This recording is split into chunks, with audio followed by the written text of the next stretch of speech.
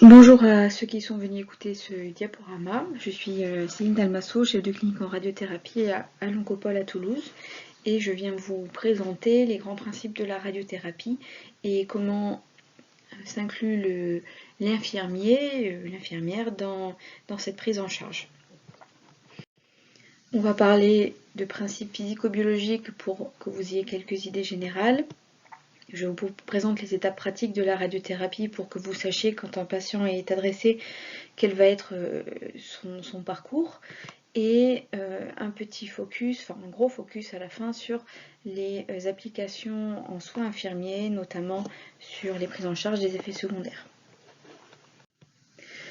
Alors, en introduction, quelques petits chiffres pour vous situer la radiothérapie, qui n'est pas une spécialité très connue.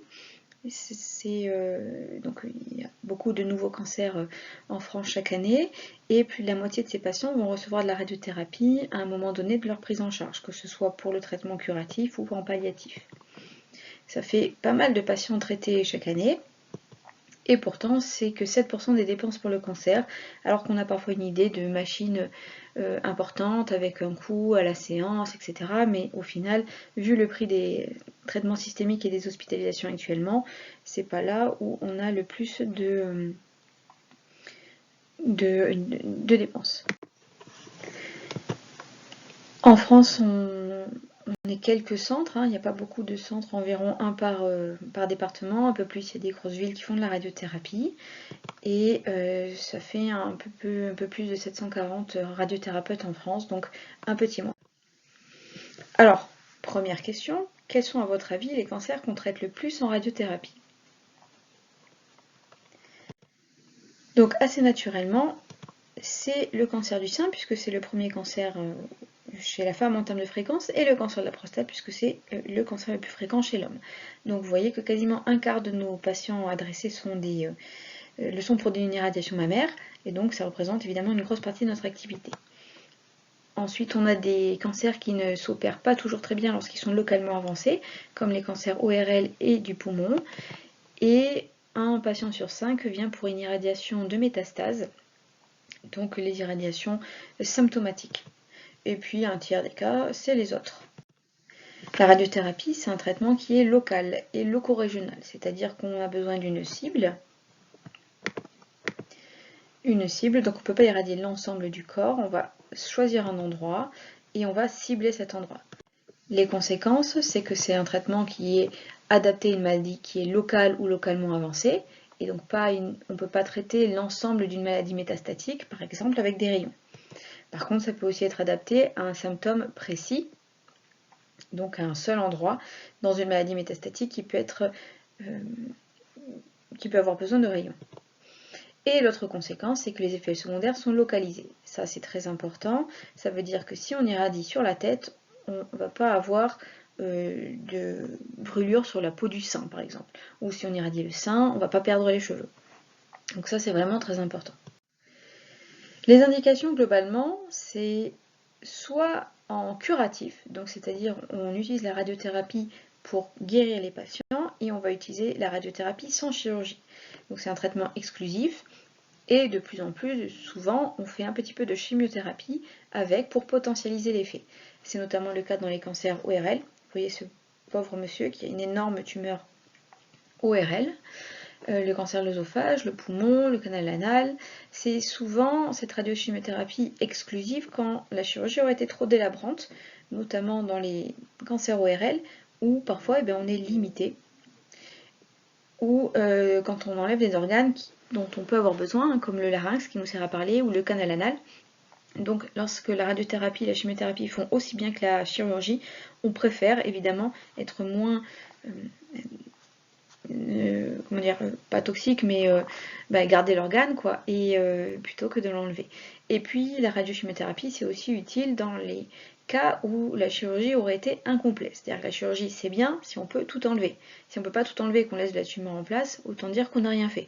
Donc c'est par exemple dans le cadre là chez ce monsieur de tumeur ORL où il va y avoir les artères carotides engainées au milieu de la tumeur, donc on ne peut pas tout enlever, et donc là on va faire plutôt de la chimiothérapie, de la radiothérapie. Toujours dans le cadre des radiothérapies curatives, on fait beaucoup de traitements adjuvants. Donc adjuvant, ça veut dire après la chirurgie. Donc on a enlevé la tumeur, il n'y a plus rien macroscopiquement. Le but, c'est de traiter un éventuel résidu microscopique qui serait responsable ensuite de récidive locale. C'est notamment le cas dans le cancer du sein. Alors, dans le cancer du sein, avant, il y a, on va dire longtemps, on faisait des mastectomies à tout le monde dès qu'il y avait un cancer. Et la mastectomie, c'est quand même un geste qui est difficile à vivre pour des gens qui vont survivre à leur cancer et vivre ensuite de nombreuses années.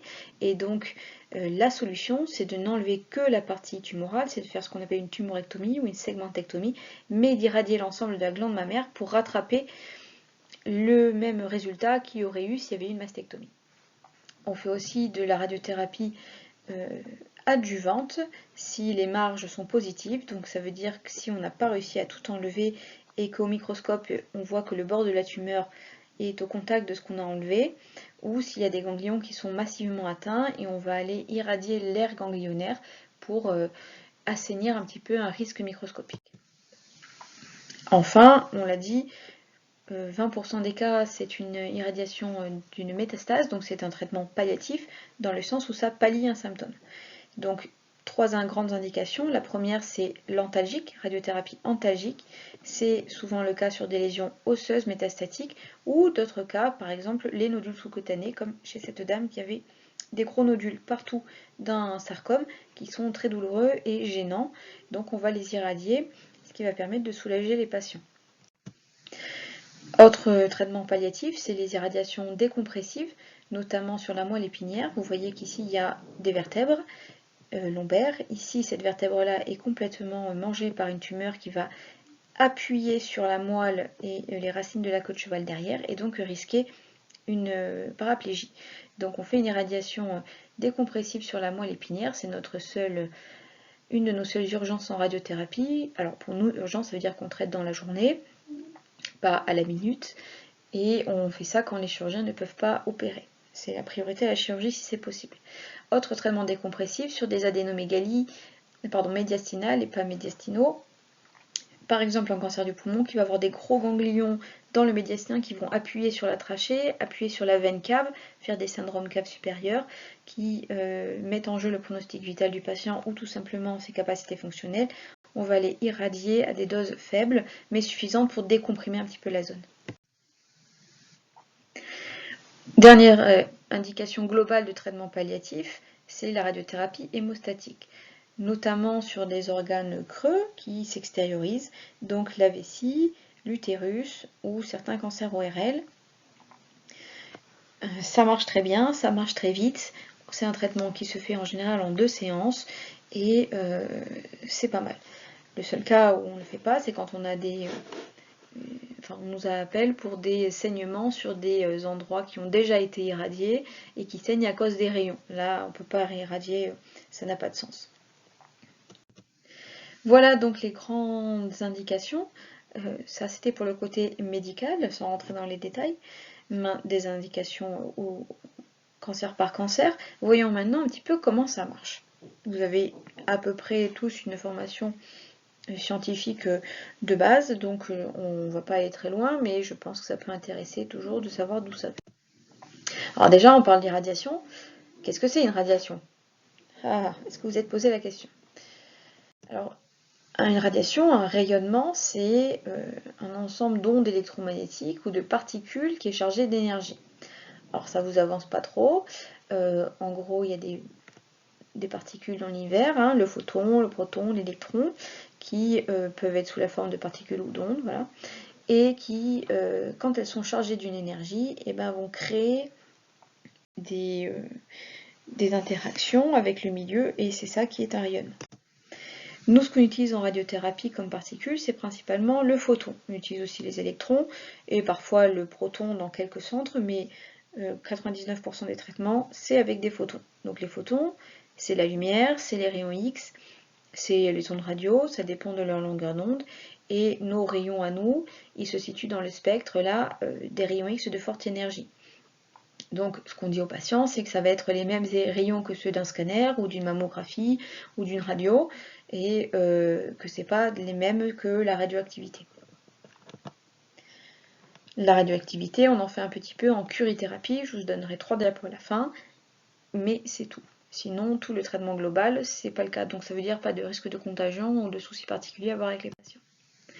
Une radiation, on a dit c'est une particule voilà, chargée d'énergie, on dit qu'elle est ionisante. Alors ça, vous allez peut-être l'entendre dans votre vie en dehors de la médecine. Qu'est-ce que ça veut dire? Ça veut dire qu'en fait, c'est des particules qui vont arracher des électrons aux atomes du milieu, et ces électrons arrachés vont ensuite faire des dégâts sur les atomes suivants. Donc nous, ce qu'on envoie, c'est on envoie des rayons X qui vont ensuite aller arracher les électrons. Ces électrons, vous voyez, c'est schématisé là, ils vont aller déposer de l'énergie partout où ils ont été arrachés.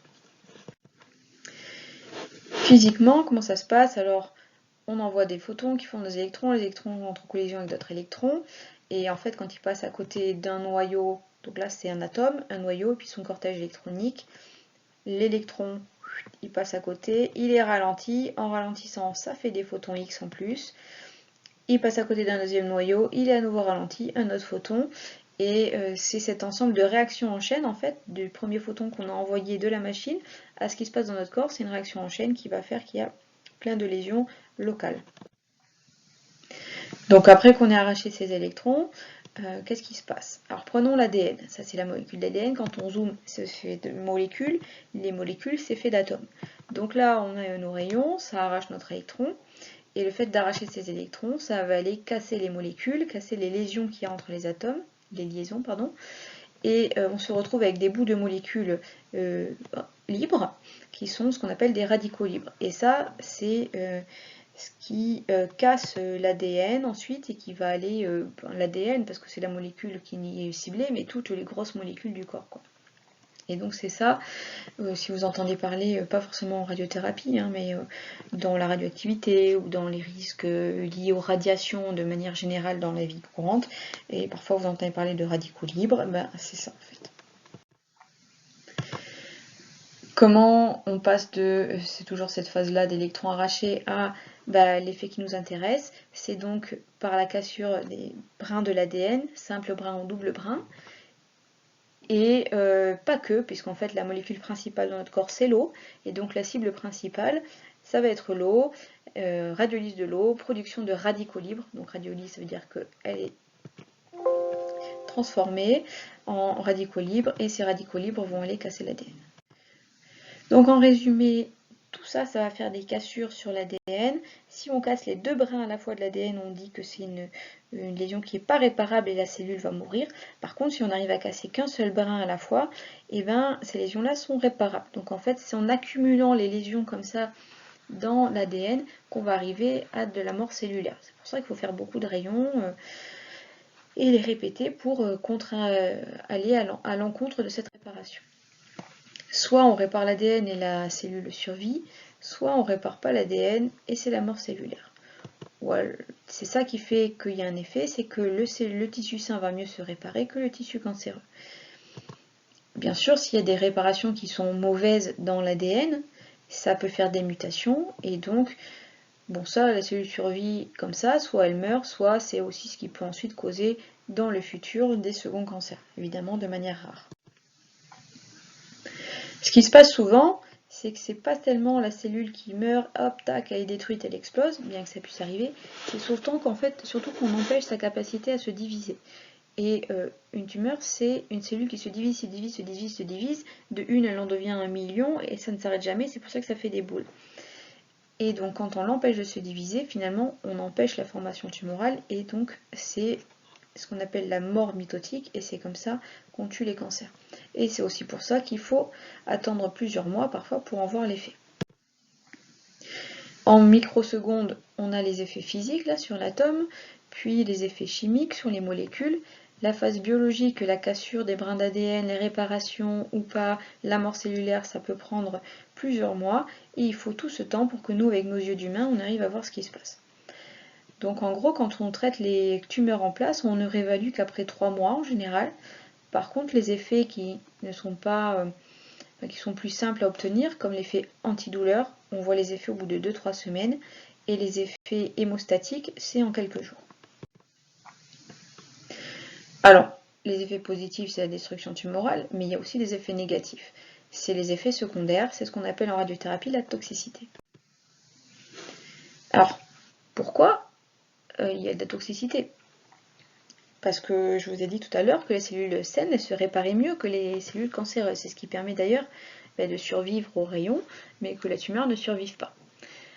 Cependant, ces cellules, déjà elles ont leur propre faiblesse, on va dire, et puis elles peuvent être sensibles aussi à la dose qu'on leur donne tous les jours.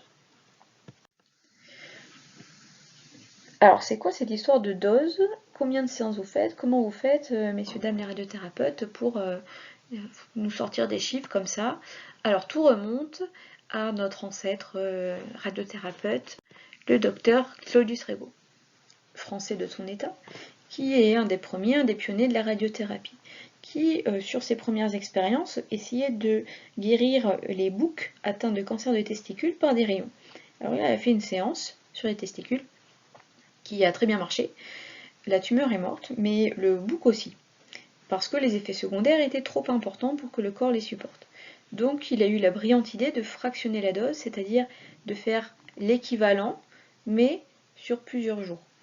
Donc il a eu comme ça, en tâtonnant, un meilleur effet antitumoral, mais également une meilleure tolérance. Actuellement, on considère qu'un fractionnement standard, c'est 1,8 à 2 grés par fraction, c'est-à-dire par séance, qu'on en fait 5 par semaine, donc une par jour. On laisse quelques heures entre 2 séances pour que le corps puisse réparer les cellules saines. Donc on parle de fractionnement et on parle d'étalement. C'est la durée totale en jour entre la première et la dernière séance. Par exemple, si j'ai 10 fractions, ça va me prendre, et qu'on commence un lundi, ça va prendre du lundi au vendredi, ça fait 5, samedi, dimanche, ça fait 7, plus 5, donc 7 plus 5, 8, 9, 10, 11, 12, 12 jours, alors que le fractionnement, c'était 10. C'est pour ça que c'est une différence, c'est pas exactement les mêmes choses. On va me dire, ok, c'est bien joli, pourquoi vous dites ça? Eh bien parce qu'en fait, ça a un impact, cet étalement, sur la repopulation tumorale, c'est-à-dire la capacité à la tumeur à se renouveler plus vite que ce qu'on l'a détruit. Lorsqu'on augmente l'étalement, c'est-à-dire lorsqu'on fait des pauses dans le traitement, on tolère mieux le traitement puisque le corps arrive mieux à se renouveler. Par contre, on stimule aussi la repopulation tumorale. Et il y a certains cancers où on va perdre jusqu'à 1 ou 2% du taux de contrôle local par jour supplémentaire de radiothérapie. Donc vous imaginez, le patient qui a décidé qu'il ne venait pas pendant une semaine, et au bout d'un moment, ça fait long, quoi. Et à l'inverse, on dit, dans ce cas, pourquoi vous arrêtez les week-ends, vous avez qu'à traiter du lundi au dimanche, ça ira plus vite. Alors c'est vrai, ça a été essayé, et il y a différentes choses qui font qu'on ne fait pas ça, qu'on ne diminue pas l'étalement, notamment c'est la toxicité. Ça marchait bien si les patients ils arrivaient à aller au bout du traitement, mais il y avait aussi plus d'arrêts de traitement pour plus d'effets secondaires graves qui nécessitaient des hospitalisations, ou des choses comme ça. Et les patients, il faut quand même qu'ils supportent leurs 35 séances de rayons, qui sont parfois très douloureuses, donc bon, il faut trouver un entre-deux. Et puis, il y a aussi un aspect très pratique où le week-end, en France, on n'est pas payé comme un jour de semaine.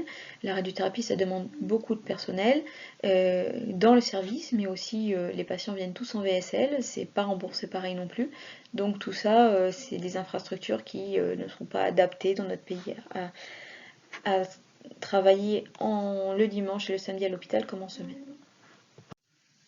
Ce que vous faites, vous, quand vous faites des gardes, c'est pas exactement le même, il n'y a pas le même personnel qu'en semaine. Et s'il y a une raison à ça.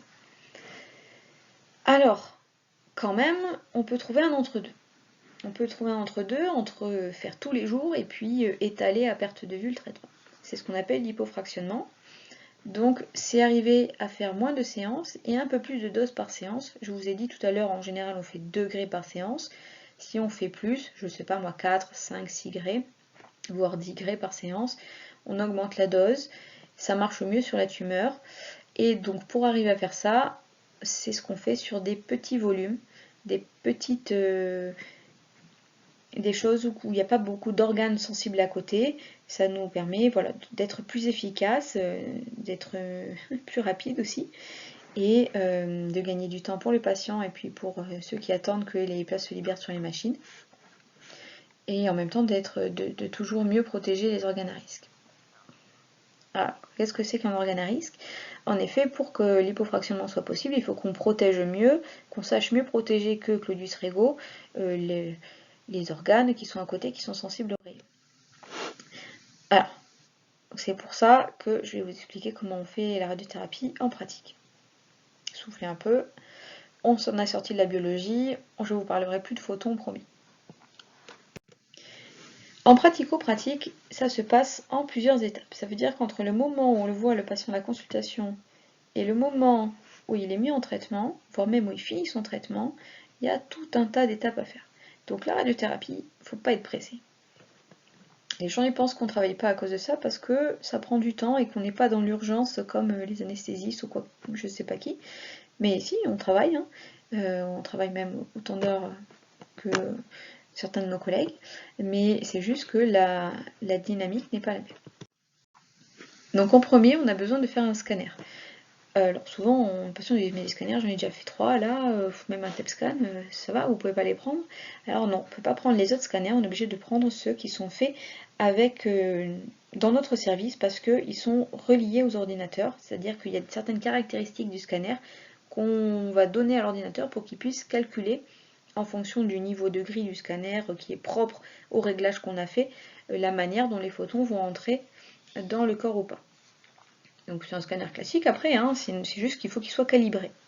On peut injecter aussi les produits de contraste pour les patients si on en a besoin. Par contre, la particularité de ce scanner, c'est que c'est pas tellement ce qu'on voit au scanner qui nous importe, c'est la position du patient.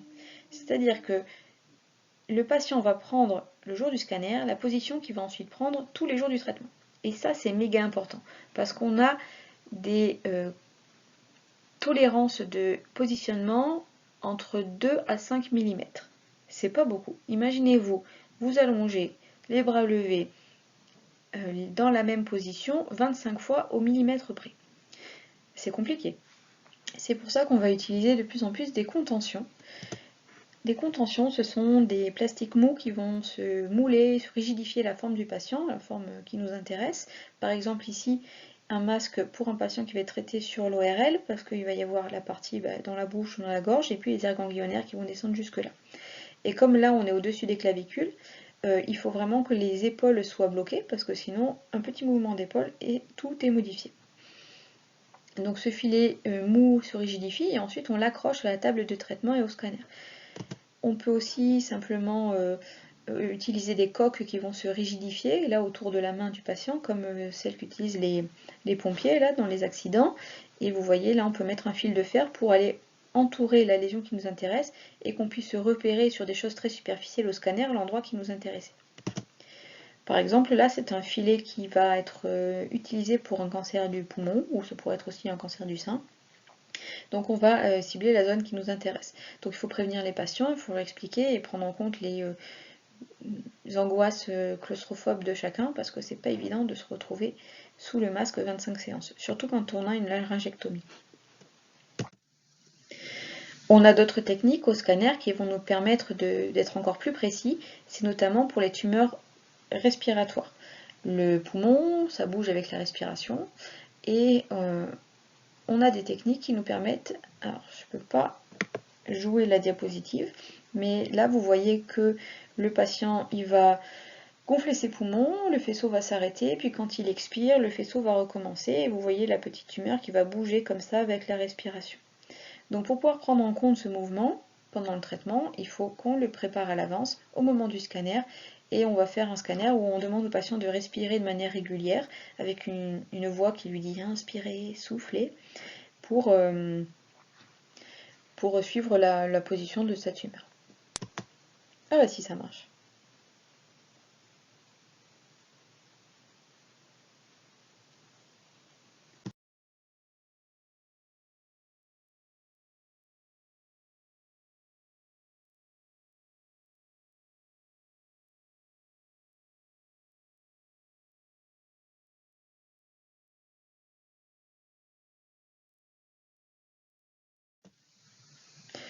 Une fois qu'on a enregistré notre scanner, on passe à une étape de fusion.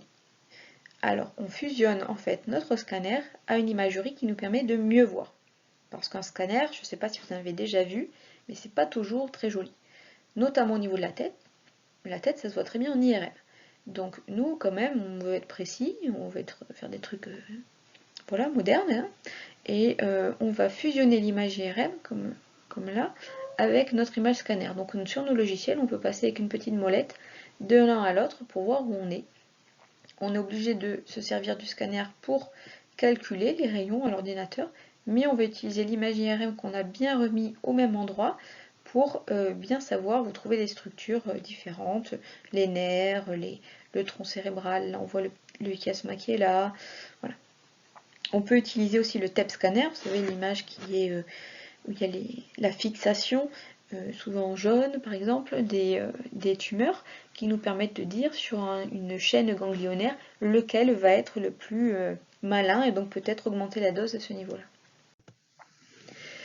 Une fois que ça c'est fait, il faut qu'on passe à l'étape de contourage qui est la grande chose, le grand travail des médecins de radiothérapie qui peut-être bientôt sera plus que de l'histoire ancienne grâce au logiciel de contourage automatique. Mais bon, actuellement, ça nous prend du temps. C'est-à-dire que l'ordinateur, le logiciel de radiothérapie, ça pour lui, ça représente rien. Ça représente de l'abstraction, des niveaux de gris, là c'est blanc, là c'est gris, là c'est noir. Il ne sait pas que ça c'est une vertèbre, qu'au milieu c'est la moelle, que ça c'est la cavité buccale et que ça c'est la mandibule. Il faut qu'on lui dise. Et il ne sait pas où est la tumeur. Donc nous, il faut qu'on dessine. Donc déjà on va dessiner des volumes tumoraux.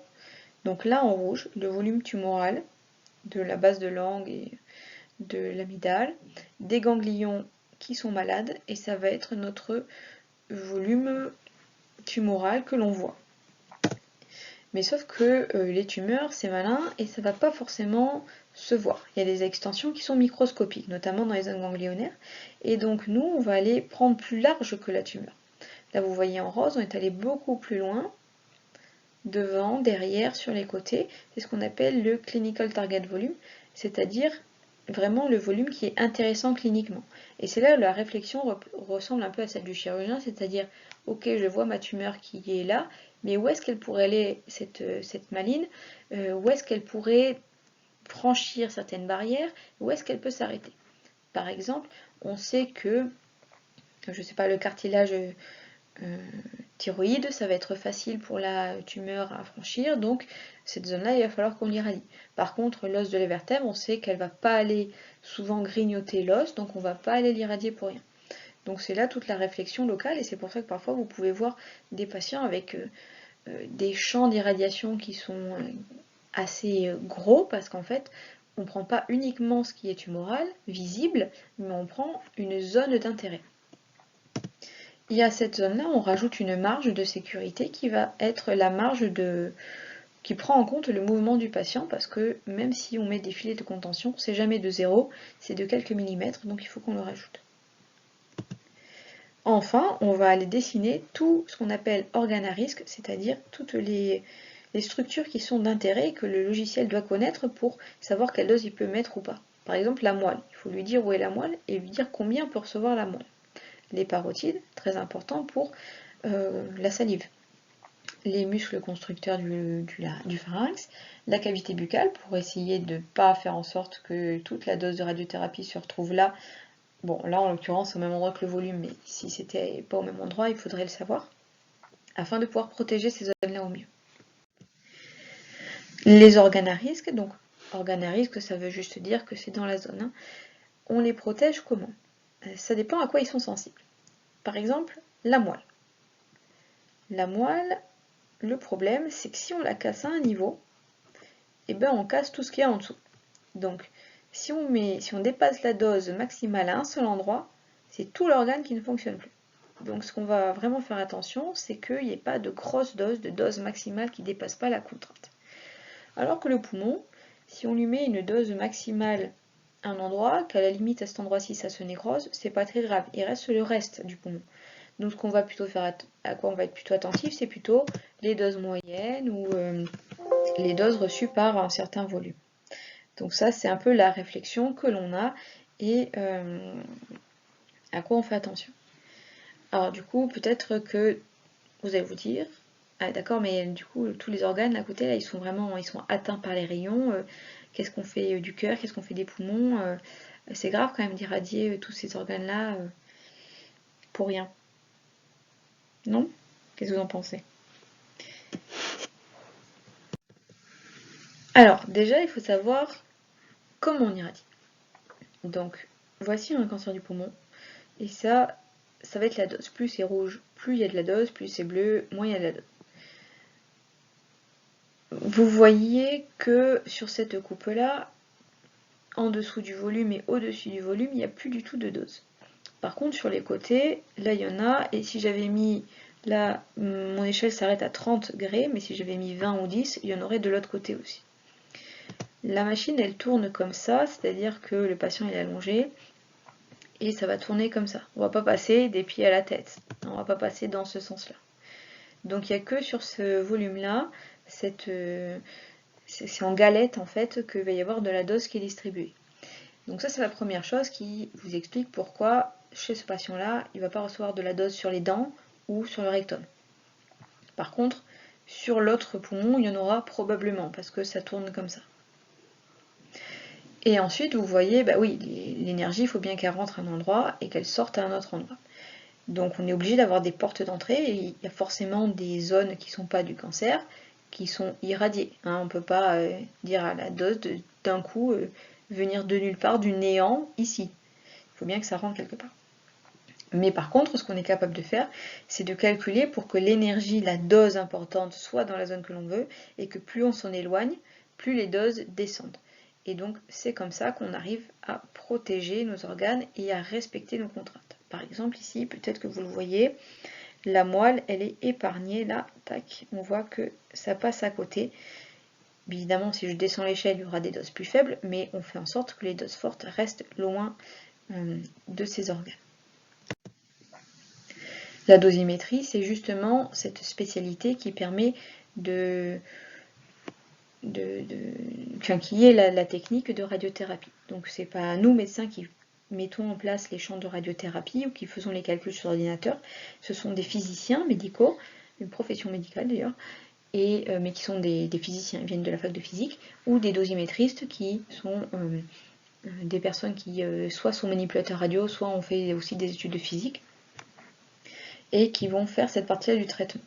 Donc schématiquement, il y a 3 techniques qui sont différentes que je vous présente pour de la culture générale et que vous ayez un peu une idée parfois comment on peut le faire. La première, la plus ancienne on va dire, je ne vous parle pas de ce qui se fait plus du tout, qui se faisait il y a 30 ans, mais ça se fait encore. C'est ce qu'on appelle la radiothérapie conformationnelle 3D. On parle de 3D parce qu'on utilise un scanner et qu'avant, nos ancêtres, s'ils m'entendaient, ils ne seraient pas contents, ils utilisaient des radios. Donc ils mettaient une radio et puis ils disaient oh, on va tirer là, ça doit être à peu près par-ci, par-là. Ils ne se posaient pas trop de questions. Nous, en scanner, on peut dire voilà, on veut traiter ce sein-là. Et on va mettre en place un champ qui est rectangulaire. Donc la tête de la machine va être là où il y a mon pointeur. Et on va avoir un couloir de dose qui va aller de là à là, et qui est fixe. Donc c'est une sorte de champ carré, un rectangle. Et tout ce qui est au milieu va recevoir la même dose. On ne va pas pouvoir épargner plus le bout du cœur là qui est dedans, par exemple. Tout ce qu'on peut faire, c'est mettre devant la tête de la machine, qui est là, des lames qui vont se fermer pour correspondre à peu près à la forme de ce qu'elle voit en dessous. Mais ça ne peut pas bouger pendant le traitement. Ça, c'est bien pour les choses qui sont assez extérieures ou des techniques où il n'y a pas d'organe à risque, par exemple pour irradier un fémur, et ben, c'est très pratique ça. Par contre, il y a des zones, c'est un peu plus compliqué. Alors, ici au milieu, vous avez une prostate. Donc ça, c'est ce qu'on faisait avec les champs carrés. Vous voyez, un faisceau par derrière, un faisceau par devant, un sur le côté et un sur l'autre côté. Ça fait une magnifique boîte carrée au milieu, alors que l'organe en dessous, il est rond. Et autour, tout prend à forte dose. Maintenant, avec la technique utilisée partout et de plus en plus, qui s'appelle l'IMRT pour Intensity Modulated Radiation Therapy, modulation d'intensité, la machine peut tourner autour du patient et à chaque fois qu'elle change de position, elle peut, alors ça dépend des machines, mais pour simplifier, elle peut ouvrir ou fermer ses lames pour s'adapter à ce qu'elle voit en dessous. et puis pour éviter de traiter là où il ne faut pas. Par exemple, mettons que là, on soit au niveau du thorax et qu'il y ait le cœur, et bien en passant devant le cœur, elle peut se fermer pour ne pas traiter là, par exemple, si on veut lui demander ça. Ici, c'est un traitement ORL.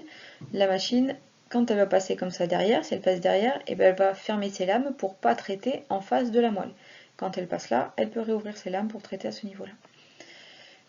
Donc ça, c'est ce qui a été développé les 20 dernières années, qui maintenant est utilisé en pratique courante et qui nous permet d'avoir vachement d'amélioration sur la tolérance du traitement et aussi sur l'efficacité, puisque comme on sait mieux protéger nos organes à côté, on peut se permettre d'augmenter la dose sur la tumeur. Voilà par exemple la vue de profil du patient ORL, et là on voit qu'au niveau de la moelle, c'est bien épargné. Petit exemple, cancer du poumon. Donc, en pratique, scanner de centrage. Pourquoi est-ce qu'on irradie les poumons déjà?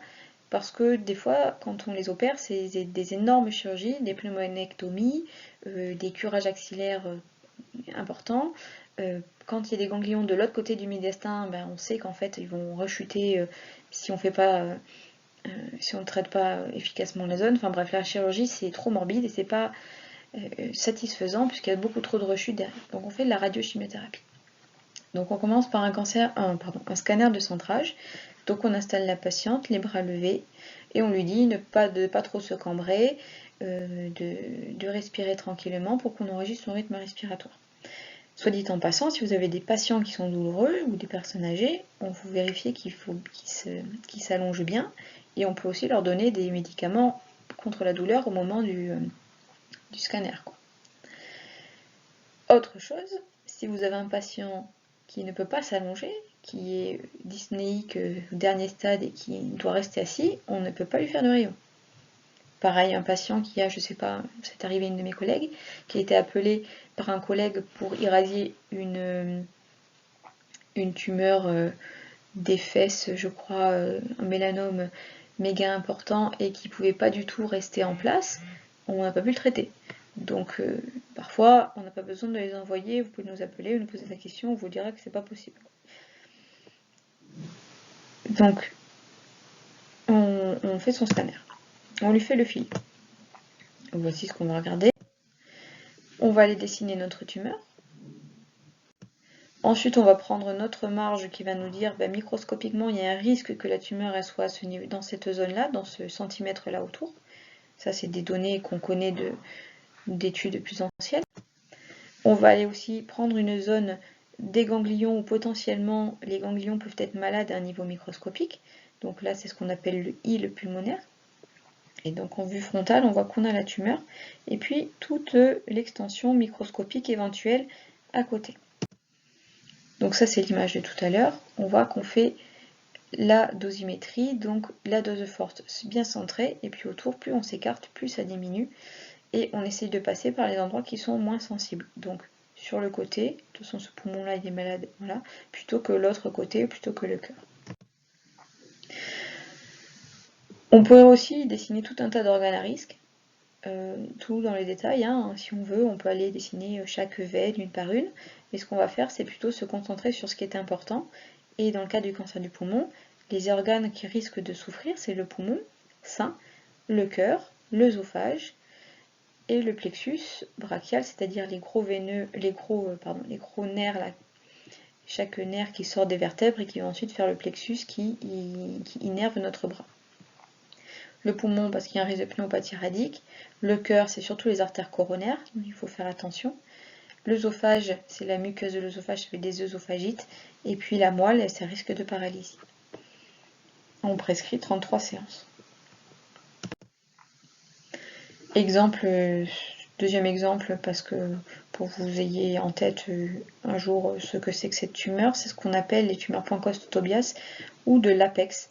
C'est un cancer du poumon qui est à l'apex et qui en fait lui va aller envahir les vertèbres, envahir là le plexus nerveux et qui est très douloureux parce qu'il envahit le plexus et qui peut être opéré si ça diminue bien. Les chirurgiens vont faire des énormes chirurgies, enlever 2-3 côtes là pour pour traiter le cancer, quoi. Mais là, vos trucs, là, on peut pas faire moins gros quand même, parce que je vous dis là que la radiothérapie, c'est un truc précis, de modernité. Mais là, quand même, on tape large, on fait des trucs qui bavent dans tous les sens. Pas moyen de faire un peu plus moderne? Alors oui, c'est ce qu'on appelle la radiothérapie stéréotaxique. Alors stéréotaxie, ça veut dire qu'on sait dire où est une structure de manière très précise. Originellement, c'est un système de coordonnées 3D qui est utilisé en neurochirurgie. Ils font une IRM et en fait, quand ils se déplacent, ils savent où ils sont très précisément en chirurgie pour savoir quelles structures ils vont toucher pour éviter de toucher les structures fonctionnelles. Donc stéréotaxie, ça veut dire ça, et radiothérapie stéréotaxique, ça veut dire comme on est capable de se repositionner très très bien, au millimètre près, on peut délivrer de très fortes doses en peu de séances sur un petit volume. Donc c'est par exemple pour les métastases cérébrales, pour épargner le tissu cérébral sain autour, on va juste prendre la lésion que l'on voit à l'IRM, on ne prend pas de marge grosse, hein, comme ce que je vous ai dit jusqu'à présent, on prend juste la marge de 2 mm de repositionnement, et là-dessus on va taper très fort. On fait ça aussi pour les petits cancers du poumon, on fait beaucoup de radiothérapie stéréotaxique là-dessus, ou sur des lésions osseuses.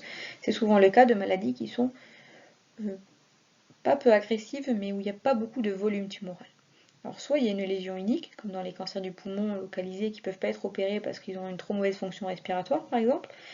Donc là on leur fait de la radiothérapie mais ciblée juste sur ce nodule. Soit ça va être des maladies qu'on appelle oligométastatiques, c'est-à-dire certes métastatiques dans le sens où il y a des lésions secondaires par exemple dans l'os ou dans le cerveau, mais qui sont peu nombreuses, moins de 5 ou moins de 10, allez, selon les recommandations. Et donc elles sont toutes accessibles à un traitement local, donc on va aller leur faire des rayons ou de la chirurgie, mais comme ça, très localisé sur la zone.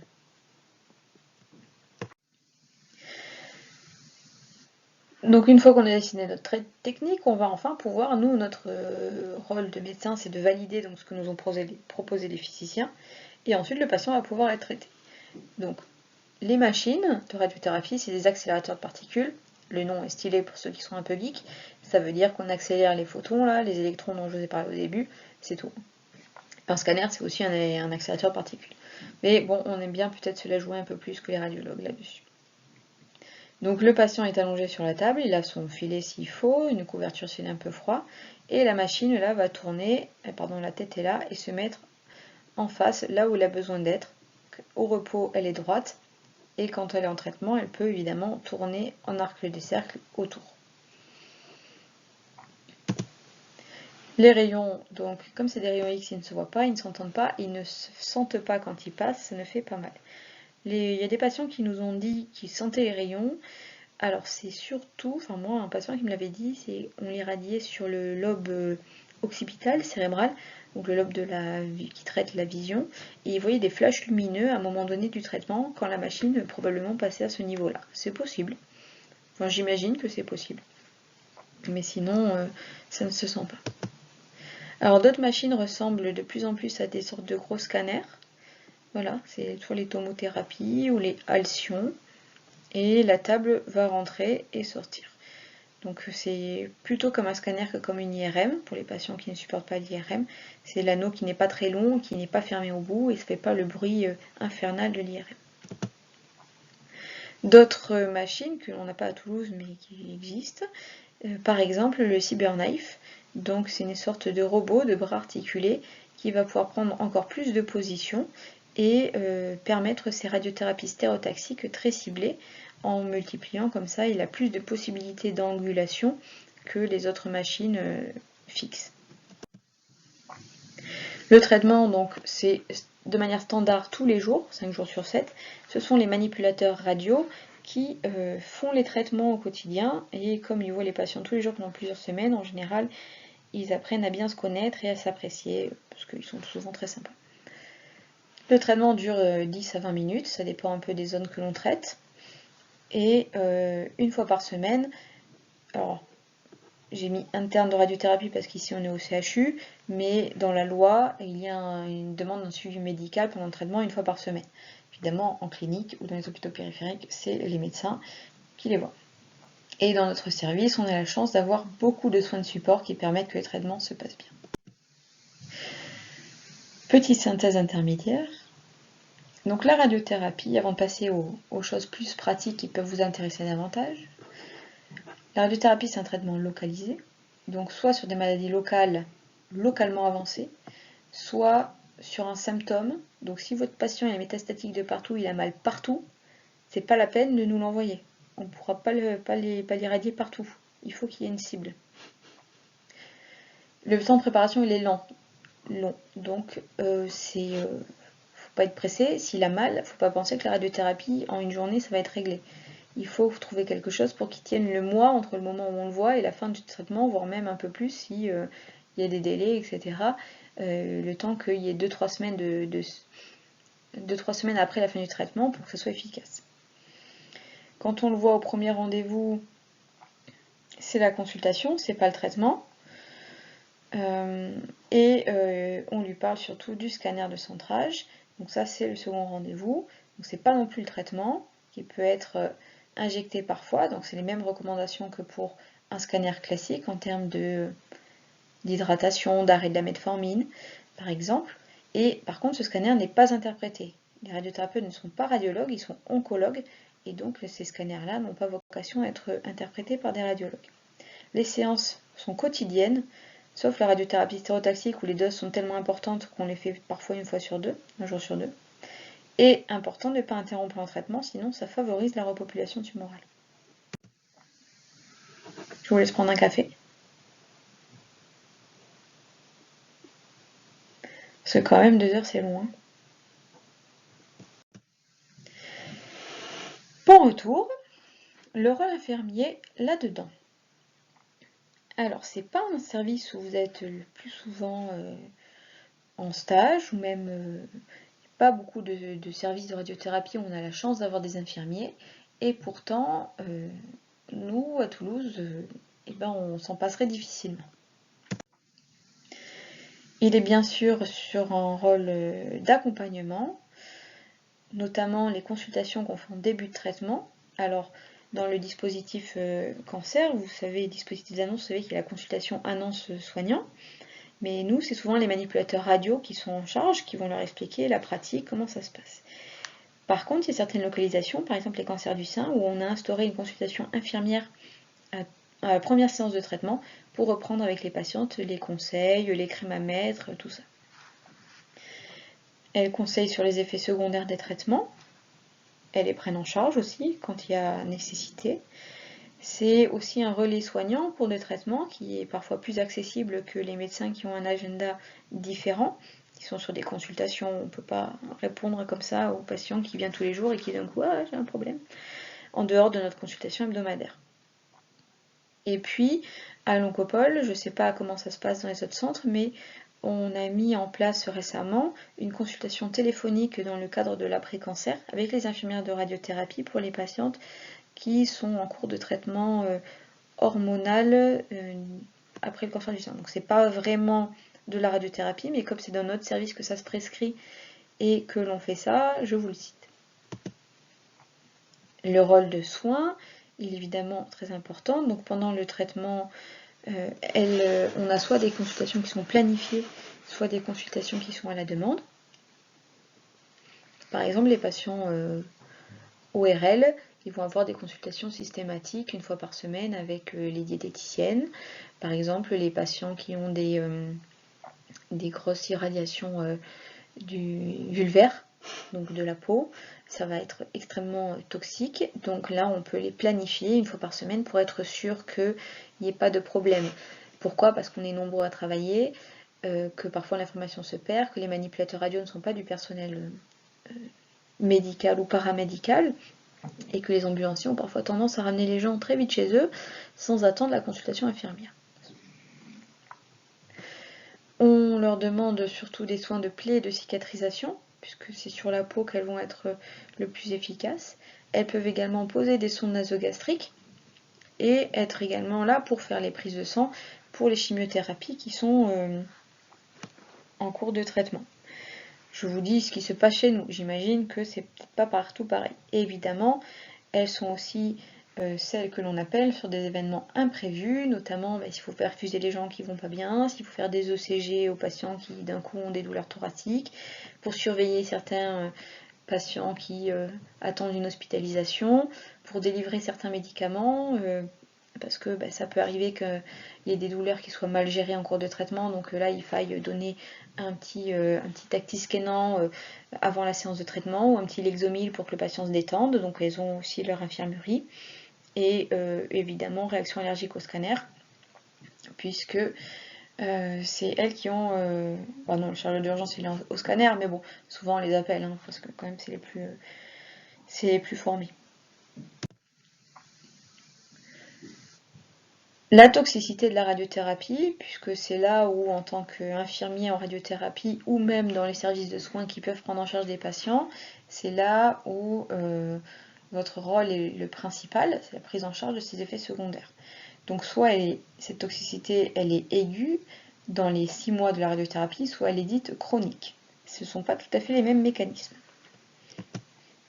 En aigu, on peut avoir ce qui se passe pendant le traitement, c'est une inflammation. Donc imaginez-vous qu'on tape sur une zone 25 fois, ça fait de l'inflammation.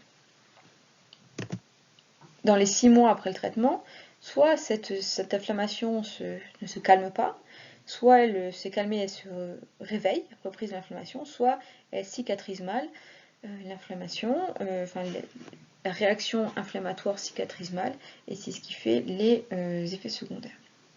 Après 6 mois, dans les années qui suivent, c'est plus exactement la même chose, c'est plutôt ce qui reste après.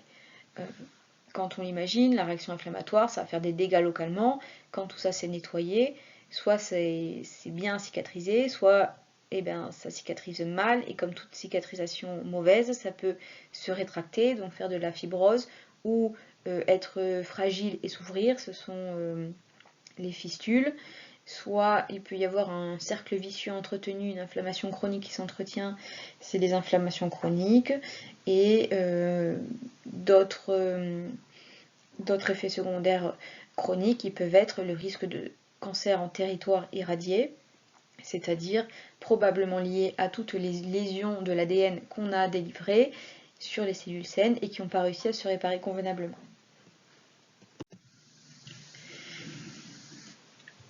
Les effets secondaires aigus, ça va toucher surtout les tissus qui se renouvellent vite, donc par exemple la peau ou les muqueuses.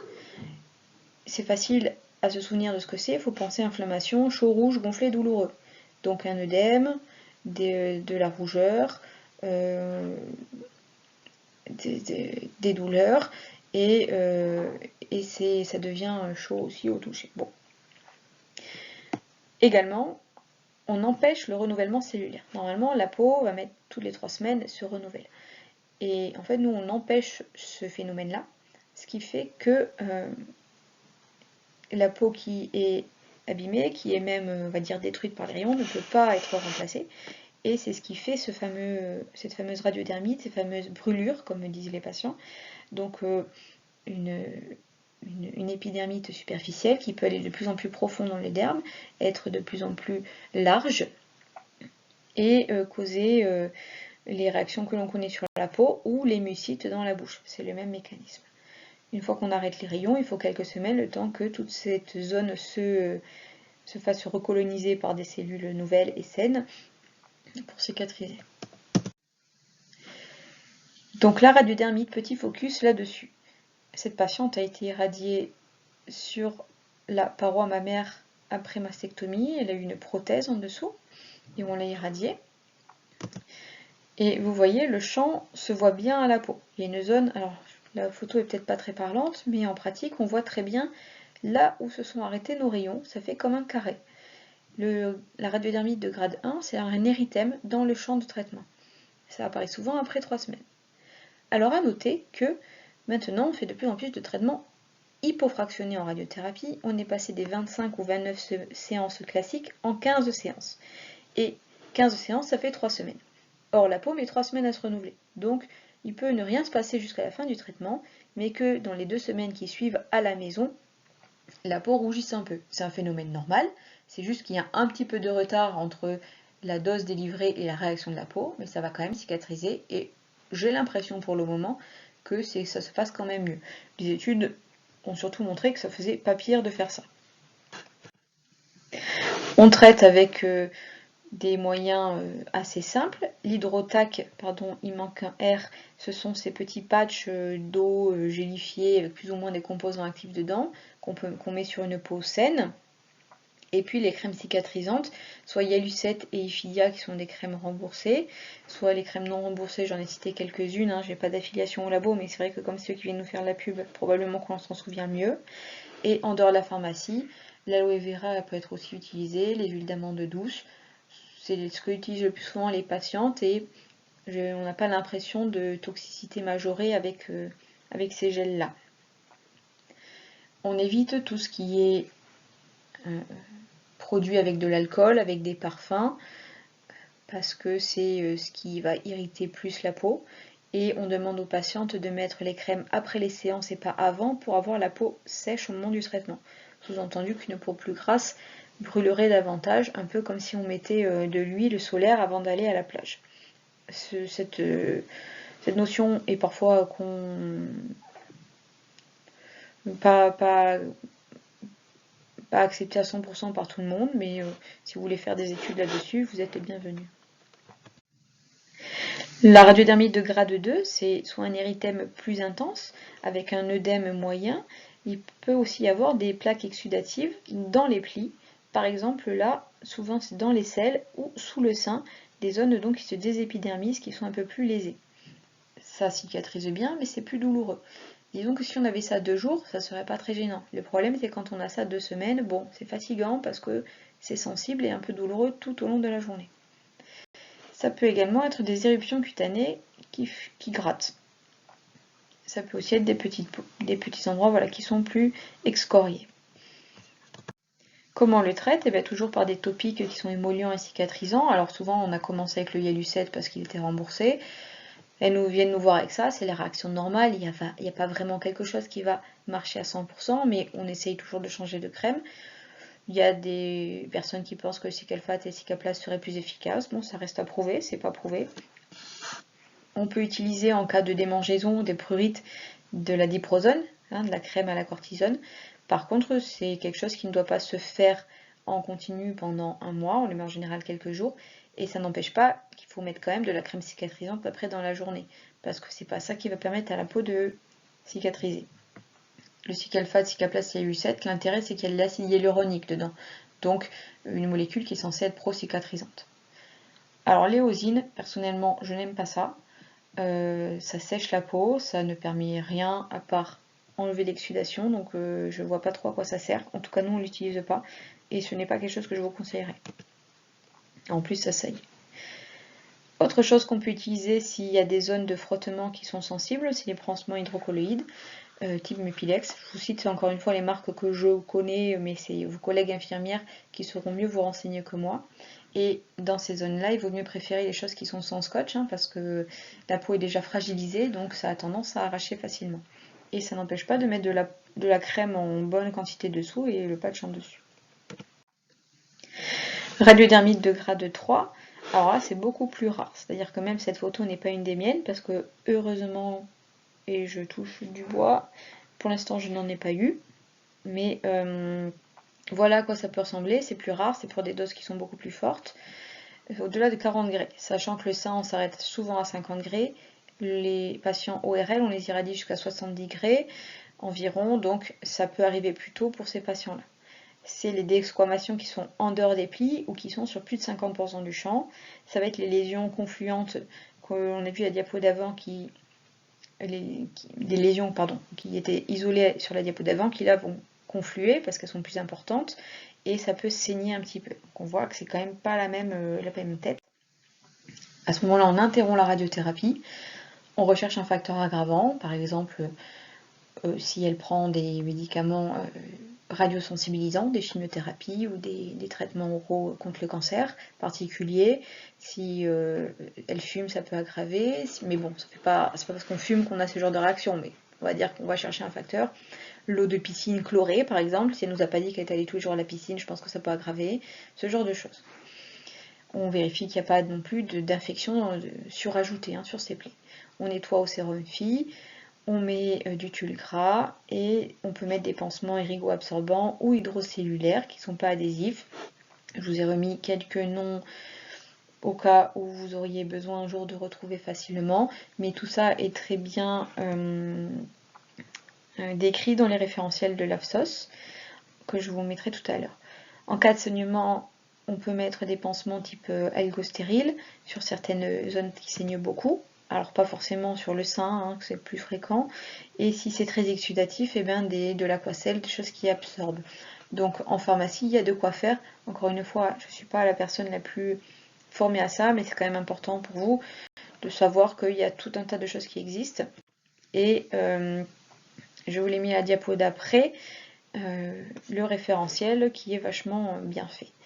Les radiodermites de grade 4, alors là j'ai même pas d'image parce que j'en ai pas vu. Il y en a une dans l'AFSOS, c'est de la nécrose, c'est vraiment tout qui est ulcéré sur toute l'épaisseur du derme et ça saigne spontanément dans les champs d'irradiation. Alors là évidemment on arrête la radiothérapie, on hospitalise les patients, on regarde si on n'a pas fait de conneries et on déclare à l'agence de sûreté nucléaire l'événement grave parce que ça pourrait être une machine qui est mal réglée par exemple.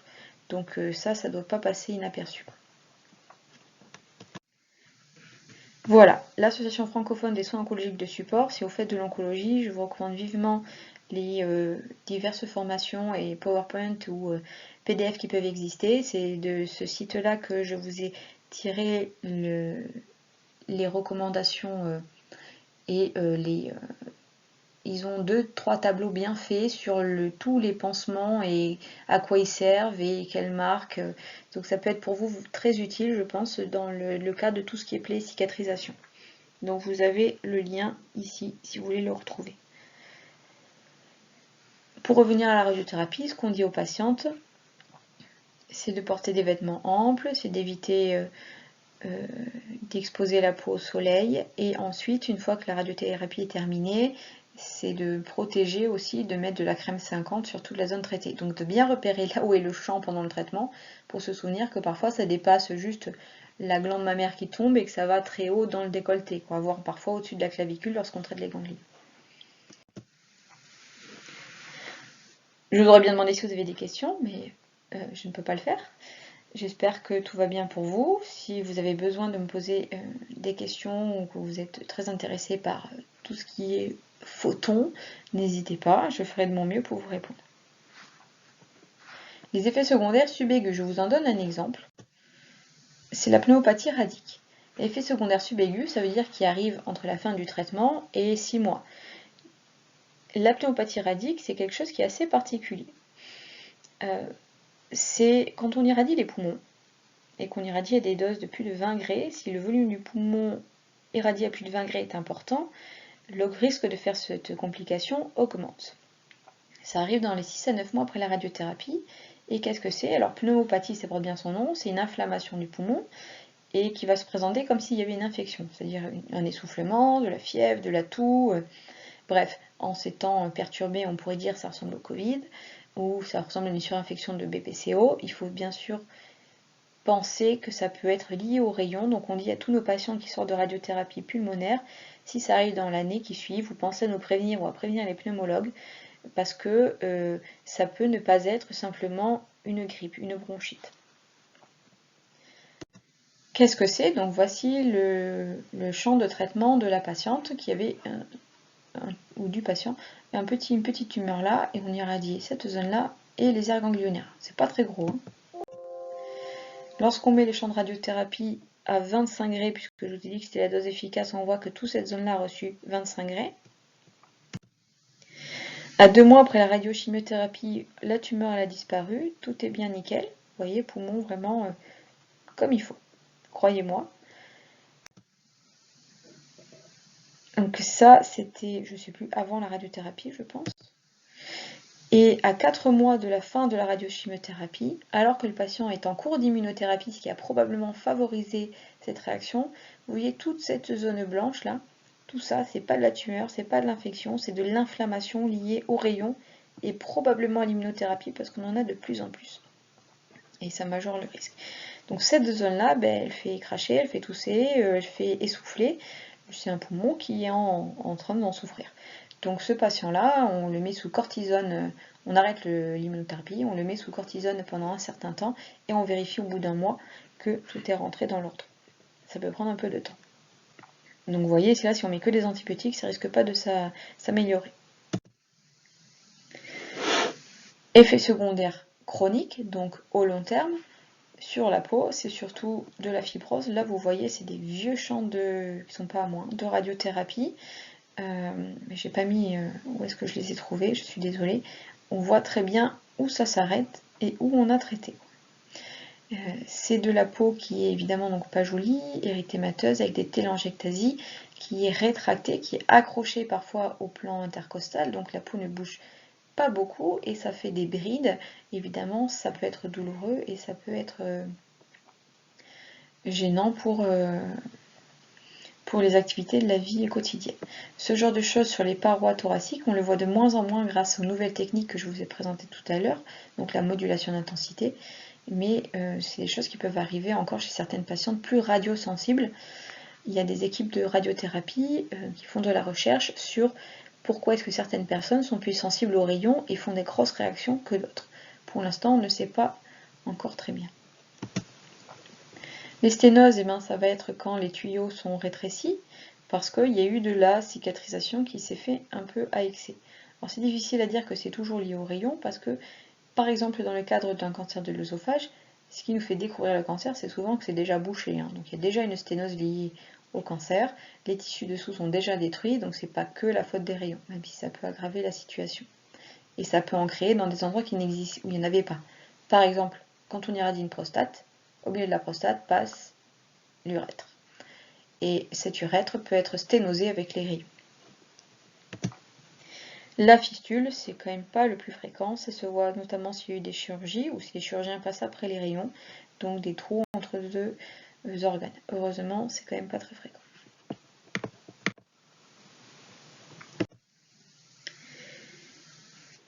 Dernier petit point sur les effets secondaires chroniques, c'est ce qui concerne les vaisseaux, les troubles de la vascularisation, qui ne sont pas encore tout à fait bien connus dans certains cas, et d'autres un peu mieux, mais qui sont surtout, ça peut vraiment être emmerdant. Lorsqu'on irradie dans le pelvis, les organes principaux autour, c'est le rectum et la vessie. Et ce rectum et cette vessie, alors, en aigu, qu'est-ce que ça fait comme problème? Le rectum, ça fait une accélération du transit, ça fait comme une mucite, comme si c'était au niveau de la bouche, parce que c'est au niveau du rectum. Donc une inflammation locale, ça fait mal, ce qu'on ne peut pas forcément toujours le sentir, quoique, et des diarrhées. La vessie, c'est une cystite, donc ça porte bien son nom si parmi vous, certains sont connaisseurs de cette maladie bénigne, mais assez ennuyeuse qu'est la cystite infectieuse. Ça donne envie de faire pipi tout le temps, ça brûle et c'est fatigant. Quand ça cicatrise, on n'a plus ce genre de problème. Au long terme, ce qui se passe parfois, c'est que la vascularisation de ces organes est fragilisée. Comme dans ce schéma-là, bon, qui représentait autre chose si vous avez la curiosité d'aller voir l'article, c'est pas pour ça que je l'ai mis, mais je pense que ça ressemble un peu à ce qui se passe dans ces organes irradiés, une vascularisation qui n'est plus tout à fait pareille, plus fragile et qui peuvent saigner plus facilement. Pour traiter ça, donc ça fait des rectorragies et ça fait des cystites hémorragiques. Ça peut être vraiment très embêtant et des gros saignements avec des anémies profondes, des transfusions et des choses qui ne sont pas faciles à gérer. Les premiers traitements, ce sont des corticoïdes locaux en lavement. Ensuite, on les adresse évidemment très rapidement aux collègues gastro-entérologues et urologues pour voir s'ils ne peuvent pas aller cautériser, faire un peu de laser, le genre de choses qu'ils ont à disposition. Et ensuite, on a une autre technique qui est l'oxygénothérapie hyperbare, vous connaissez peut-être. C'est ces caissons qui sont mis à des pressions en oxygène très importantes, comme si on était en plongée, sauf qu'on est à la surface de la Terre. Et dans ces caissons, où on reste plusieurs heures, les taux élevés d'oxygène font que, à force de séances, on améliore en fait les réseaux vasculaires qui retrouvent une forme un peu normale. Parce qu'au départ, s'ils sont aussi anormaux, c'est parce qu'ils ont manqué d'oxygène pour se former probablement. Le problème de cette technique, c'est qu'on ne peut pas le faire quand c'est déjà trop important, donc il ne faut pas s'y prendre trop tard. Parfois, c'est pas si rare que ça, tout ça ne fonctionne pas et on est obligé de proposer des cystectomies d'hémostase, enlever la vessie parce que ça saigne trop, et notamment dans le rectum, on peut aller faire des coagulations au plasma argon. Autant dans la vessie, ils ont moins de possibilités techniques. Et donc, la cystectomie d'hémostase, ça existe. Alors, il y a aussi d'autres techniques un petit peu anciennes et qui sont... comme je ne suis pas urologue, je ne sais pas si ça se fait trop, mais on en a discuté il n'y a pas très longtemps d'injecter quasiment des choses qui ressemblent à du formol dans la vessie pour aller scléroser tout l'organe, quoi. Autant vous dire qu'après, c'est pas très fonctionnel. Mais bon, si ça peut éviter des complications qui mettent en jeu la vie du patient, évidemment, tout est bon à prendre. D'une manière moins dramatique, la plupart du temps, quand même, c'est quelques saignements locaux et qui sont pas très importants. Et encore, c'est évidemment pas chez tous les patients. D'autres problèmes liés à la vascularisation, qui sont plus de l'ordre des maladies chroniques et fonctionnelles, c'est notamment les troubles de l'érection. On a tendance à dire aux patients que si on ne les opère pas de la prostate et qu'on leur fait des rayons, on va préserver leur érection. Parce que les chirurgiens, quand ils enlèvent la prostate, ils coupent les bandelettes neurovasculaires qui permettent l'érection. Donc on leur dit, comme ça, vous aurez plus de chances de garder des érections. Sauf qu'en fait, on sous-estime les lésions qu'on fait aux vaisseaux, aux artères, probablement par des mécanismes d'athérome, on va dire, pour simplifier, de vieillissement prématuré des artères, et qui font que ça fonctionne moins bien. C'est aussi ce qui se passe dans les artères coronaires quand on irradie les cancers du sein qui sont à gauche, ou les cancers du poumon, ou les lymphomes de Hodgkin médiastinaux. Il ne faut pas perdre de vue que les structures importantes dans le cœur, c'est les artères coronaires qui peuvent être irradiées, et si on les irradie, surtout à certaines doses évidemment, on augmente le risque cardiaque. Donc c'est pas tellement que il va falloir ensuite faire un suivi cardio avec des coronarographies tous les ans, etc. C'est pas ça, c'est plus que le risque cardiovasculaire se modifie. Le risque cardiovasculaire, c'est un ensemble de facteurs qu'on a dans notre vie. C'est le tabac, c'est le diabète, c'est la tension, c'est les antécédents personnels, les antécédents familiaux, l'hypercholestérolémie et l'irradiation près du cœur et de ses artères coronaires, ça fait partie de ce risque cardiovasculaire. Donc c'est des choses à savoir. Alors à vous un petit peu de travailler, n'hésitez pas à poser la diapo pour réfléchir 2 secondes. Vous avez un patient qui arrive, qui est hospitalisé pour des effets secondaires d'une radiothérapie au niveau de la sphère ORL. À quoi pouvez-vous vous attendre comme effet secondaire? Posez la diapo, 5 secondes, imaginez le truc en tête. Voici pour vous aider à quoi ressemble la dosimétrie d'un cancer ORL. Donc en rouge, les zones les plus fortes, bien sûr, en bleu, tout ce qui est là un peu parce qu'on n'a pas pu l'éviter. Donc vous voyez que ça part là, c'est une irradiation de larynx ou base de langue, je pense. Ça part de la cavité buccale, ça va sous le larynx, qui est ici, le larynx et les cordes vocales, et ça descend tout dans le cou jusqu'en haut des clavicules. Donc quasiment de la base du crâne, pas loin des oreilles, à la clavicule. Et ça va de la superficie à la profondeur.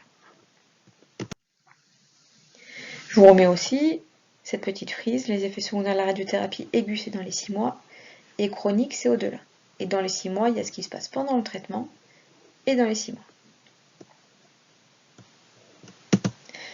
Les champs, donc c'est très simple, il suffit de regarder où on a tapé, et de penser inflammation aiguë, mauvaise cicatrisation, et mauvaise cicatrisation au long terme, et vieillissement chronique. Donc, pendant le traitement, l'inflammation de la bouche, ça va faire une hypersécrétion, toutes les glandes salivaires vont être hyperactives. On ne peut pas renouveler sa muqueuse, donc de la mucite. donc des aphtes, des douleurs, difficulté donc à manger, douleur pour manger, difficulté pas seulement liée à la douleur, mais liée aussi à l'œdème de l'œsophage et du pharynx. La peau va bien évidemment, dans ces irradiations-là, va toujours être abîmée. Et ça fait très mal aussi.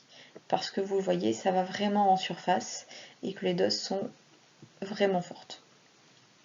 Évidemment, tout ça, ne pas oublier le retentissement général, donc l'asthénie, l'amaigrissement et la cachexie. Cachexie, ça veut dire perte de la masse musculaire. Donc, quand on perd du poids, dans ces genres de traitements très lourds, c'est jamais chouette, j'ai fait un régime, j'ai perdu du gras. C'est toujours j'ai perdu le muscle, j'ai perdu ce qui m'aide à me défendre. C'est pas bon, quoi. Donc ça, c'est pendant en aigu. Donc là, vous aurez à faire déjà. Parce que il va falloir lui donner des antidouleurs. Il va falloir penser que peut-être les comprimés, ça va être difficile à avaler, etc. Il va falloir faire évidemment des pansements. Dans les 6 mois, mauvaise cicatrisation, donc ça peut être la persistance de la mucite qui n'arrive pas à se cicatriser, les cellules de la peau, de la muqueuse n'arrivent pas à se renouveler assez vite, ou parce qu'on lui a mis une sonde nasogastrique trop longtemps, il va avoir des ulcères œsophagiens, il peut y avoir toujours une persistance des douleurs, et un amaigrissement, donc avec les problèmes que ça engendre au long terme, notamment en termes de fatigue et de sensibilité aux infections. En chronique, qu'est-ce qu'il y a eu qui a été touché? Je l'ai cité rapidement tout à l'heure, les oreilles qui sont juste là. Donc ça peut provoquer des hypoacousies, des acouphènes. Si les cancers sont encore plus hauts, qui sont au niveau du cavum là, et ben le champ va monter jusque là, alors là on est sûr que le patient va avoir des séquelles quasiment. Surtout que la chimiothérapie qui est donnée avec est aussi pourvoyeuse de ce genre de toxicité. Donc ça peut vraiment être très handicapant dans la vie ensuite. Les glandes salivaires. Alors ça, les glandes salivaires, il y a quoi comme glandes salivaires? Il y a les parotides, qui sont là. On les voit là, tac, tac. Il y a les glandes sous-maxillaires, sous-mandibulaires, qui sont sous votre mandibule, que parfois on palpe et qu'on pense être des gros ganglions, mais en fait ce sont les glandes sous-maxillaires. Et toutes les glandes qu'il y a dans la bouche et sous notre langue et tout ça. Donc ces glandes salivaires, autant quand elles sont inflammatoires, elles hypersécrètent, les patients ils salivent dans tous les sens en aigu, autant après elles se fibrosent, elles sont plus fonctionnelles. Donc hypocyalie, ça veut dire baisse de la salive, et bouche sèche, xérostomie. Qui dit ça? Dit modification du pH de la bouche, modification de la flore qu'on a dans la bouche, et ça favorise les colonisations par les champignons, donc mycoses. C'est pour ça qu'on demande aux patients de faire des bains de bouche au bicarbonate pendant 2 ans, tant qu'ils n'ont pas leur salive qui redevient normale. Sinon, ils vont avoir des mycoses. Soit dit en passant, dans les services, vous verrez parfois qu'on donne le bicarbonate, là, le bicalan qui est prêt à être injecté. Ça, c'est pas utile, bien que certains le fassent un peu parce qu'on leur a dit de faire comme ça. Ce qui est vraiment utile, parce que ça c'est pas assez dosé, c'est fait pour être injecté, c'est la poudre de grand-mère, là, du bicarbonate, qui est beaucoup moins cher aussi, et on se fait des bains de bouche avec ça. Après, ça c'est pour la partie bicarbonate. Il y a aussi une partie glycotimoline, ou antifongique si vraiment il y a des mycoses, mais c'est pas la majorité des cas. Vraiment, c'est le bicarbonate qu'il faut continuer. Par ailleurs aussi, les antifongiques, il ne faut pas les laisser pendant 2 mois. Souvent, la plupart des choses qu'on prend pour des mycoses ne sont pas des mycoses, mais des mucites. Donc, il ne faut pas non plus décaper à fond les parois de la bouche, quoi, en se disant que la moindre plaie est une mycose. Donc ça, je ne suis pas la personne la mieux formée pour vous faire ce genre de topo, mais nous, on a une dentiste, enfin même plusieurs dentistes spécialisés universitaires à l'Oncopole qui nous font de temps en temps des topos là-dessus, très intéressants, et on voit qu'on n'y connaît pas grand-chose au final. Donc, bicarbonate en poudre, les antifongiques, ne les laissez pas pendant 1 mois. Je vous dis vous, je sais bien que vous n'êtes pas prescripteur, mais en pratique, dans les services, c'est vous qui regardez ce genre de choses. Et la troisième chose, qui peut paraître évidente une fois qu'on l'a dit, mais il faut encore y avoir pensé au moins une fois, on ne fait pas les bains de bouche à tout ce qui est alcoolisé. Notamment les trucs qu'on peut avoir dans nos pharmacies, et nous qui n'avons pas de lésions en bouche, pour avoir une bonne haleine ou ce genre de choses, ça, sur des mucites, évidemment, on oublie. Hein. Radiodermite chronique, donc c'est les fibroses cutanées, donc maintenant on arrive à être meilleur là-dessus. C'est pas mal de kiné pour masser, pour détacher un peu les cicatrices. Et puis il y avoir ce qu'on appelle un jabot sous le mentonnier. C'est à ce niveau-là de la peau qui reste plus épaisse, plus démaciée, comme les dindons, et qu'il faut masser. Bon, c'est esthétique, mais il faut masser pour que ça parte. Parfois ça reste très longtemps, ou ça peut revenir alors que ça avait disparu. La dysphonie, c'est quand on est irradié comme chez lui les cordes vocales. Alors le patient peut encore parler puisqu'il a toujours ses cordes vocales, par contre, il parle un peu comme ça. Et ça, ça arrive et ça rentre plus facilement dans l'ordre que si on avait opéré les cordes vocales, mais pas toujours. Ce qu'on a très peur et ce dont ont très peur les dentistes, c'est l'ostéoradionécrose. C'est l'os de la mâchoire qui va se nécroser, surtout si on y touche. Donc, un patient qui a eu de la radiothérapie, les dentistes de la radiothérapie au niveau de la mâchoire, ils ne vont jamais y toucher sans savoir ce qu'on a délivré comme dose et si la dent elle est suspecte ou pas. Parce que s'ils y touchent et que l'os derrière il a été irradié, ben en fait ce qu'ils risquent c'est de jamais se cicatriser et de commencer une nécrose qui va ne faire que s'amplifier, un phénomène vicieux qui est très difficile à arrêter. C'est pour ça que tous les patients ORL, ils passent chez le dentiste avant les rayons. Normalement, on leur enlève la moitié, enfin tous les chicots, parfois c'est la moitié de la bouche, hein, parce que c'est des patients qui n'ont pas toujours une hygiène de vie nickel. Mais c'est nécessaire, parce qu'après, le risque est trop grand de faire des nécroses de la mâchoire.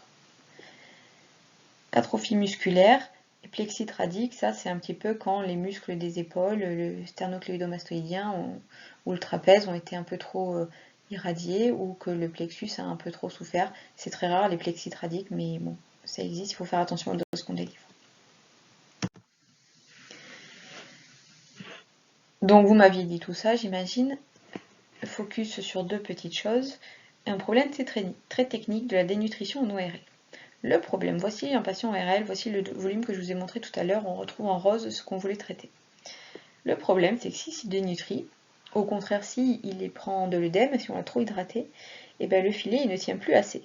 Ou alors au contraire, il ne se ferme plus. Par exemple, si ce patient-là, donc déjà il va bouger à l'intérieur, donc on risque de tirer à côté. Et en plus, chez ce patient-là, et ben en fait son anatomie, elle a changé. Je vous ai remis les contours qu'on a fait en rose.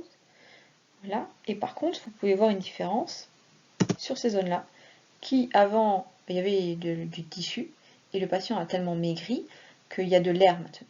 Et donc toute cette zone-là, nous on avait prévu de l'irradier, donc les faisceaux ils passent là, mais ils rentrent dans rien. Par contre, les zones qui doivent être traitées elles sont moins traitées, parce que il n'y a plus d'atténuation pareille, les calculs ne sont plus bons. Les calculs ne sont pas bons. Donc on est obligé de tout refaire, de tout rescanner le patient en urgence pour ne pas interrompre son traitement, parce qu'on a dit que si on l'interrompait c'était pas bien, et refaire quelque chose qui est adapté. Donc ça c'est un problème très technique, pas tellement votre problème à vous. Et en synthèse, voici un petit peu ce cercle vicieux de la radiothérapie ORL. Donc le patient il va avoir de la mucite, il va avoir des nausées à cause de la chimio, il va plus avoir de goût, donc il va encore moins avoir envie de manger. Donc il y a aussi parfois une sténose tumorale qui fait qu'il mange moins bien. Il a plus de salive ou il a trop de salive à cause des rayons. Une candidose parce qu'on a modifié sa salive. Donc perte de poids et amaigrissement. Qui dit amaigrissement dit diminution des chances de s'en sortir et diminution évidemment de la tolérance et plus grande sensibilité à tout ce qui peut se passer, infection et autres. Alors du coup, est-ce qu'on met des sondes nasogastriques à tous les patients ORL? Ça se fait dans certains centres, pour certains praticiens, et c'est pas bête. Selon l'atteinte initiale, on peut anticiper la sonde de gastrostomie et la poser avant le début de la radiothérapie, en tout cas avant d'en avoir besoin. Alors c'est vrai que ça fait des consultations dures, on dit aux patients, voilà, on va vous faire ça, vous allez avoir mal, etc. Et en plus, on va vous mettre une sonde dès maintenant. Mais j'en ai pas besoin. Oui, mais vous allez en avoir besoin. Oui, mais on la mettra à ce moment-là. Donc toujours dans notre exemple de patient ORL, La sonde nasogastrique, c'est parfois compliqué. Donc c'est les infirmiers qui le posent. Parce que il peut y avoir un œdème, justement. Il peut y avoir la tumeur qui est en place, qui empêche de passer. Il peut y avoir la mucite qui fait mal, la douleur. Et puis, il peut y avoir aussi le patient, car, encore une fois, les patients ORL, c'est pas les patients les plus simples à gérer. De manière... comment dire en moyenne, hein, évidemment, tout le monde n'est pas alcoolo-tabagique et avec des troubles neurologiques qui en résultent, mais il y en a quand même quelques-uns et ils ne sont pas toujours très compliants. Donc on utilise plutôt les sondes de souple d'alimentation en silicone. Alors j'ai vu que apparemment on pouvait les mettre 2 heures au frigo avant. Je vous avoue que je ne sais pas si ça se fait ou pas. Je l'ai lu dans un référentiel que j'ai étudié avant de vous faire ce cours. Ce qui peut être utile, c'est de penser aux tailles pédiatriques, qui ne sont pas toujours disponibles, mais qui peuvent être bien utiles. Nous, ce qu'on fait quand les infirmières n'y arrivent pas non plus avec ces petites tailles, c'est que on appelle les ORL qui essayent de les mettre avec le contrôle de la fibroscopie, notamment quand il y a des sténoses ou des tumeurs pour savoir où passer. Alors après, il faut toujours contrôler la radio avant de mettre de l'alimentation. C'est pas des sondes là qui permettent qu'on met lorsqu'il y a des occlusions intestinales. Hein. C'est des sondes pour mettre des choses dans le patient. Donc il faut vérifier que c'est bien dans l'estomac et pas dans les bronches. Donc le contrôle radio est obligatoire. N'hésitez pas à le dire si vous êtes avec des internes qui sont peut-être nouveaux, qui n'ont pas l'habitude. On a tous débuté, vos collègues débuteront, vous-même vous avez débuté, il faut être bienveillant avec tout le monde. Mais je pense que rien ne vaut le double check, vérifier qu'on a tous bien fait les choses. C'est comme ça qu'on arrive à limiter les erreurs. En théorie, il faut laisser la sonde que 30 jours, la sonde nasogastrique, parce que après ça peut faire des ulcérations sur les muqueuses. Donc la gastrostomie, c'est quand même hyper pratique, mais ça s'anticipe et il n'y a pas... Voilà, ça s'anticipe et puis il faut quand même mettre une sonde nasogastrique pour pouvoir la poser en général. Et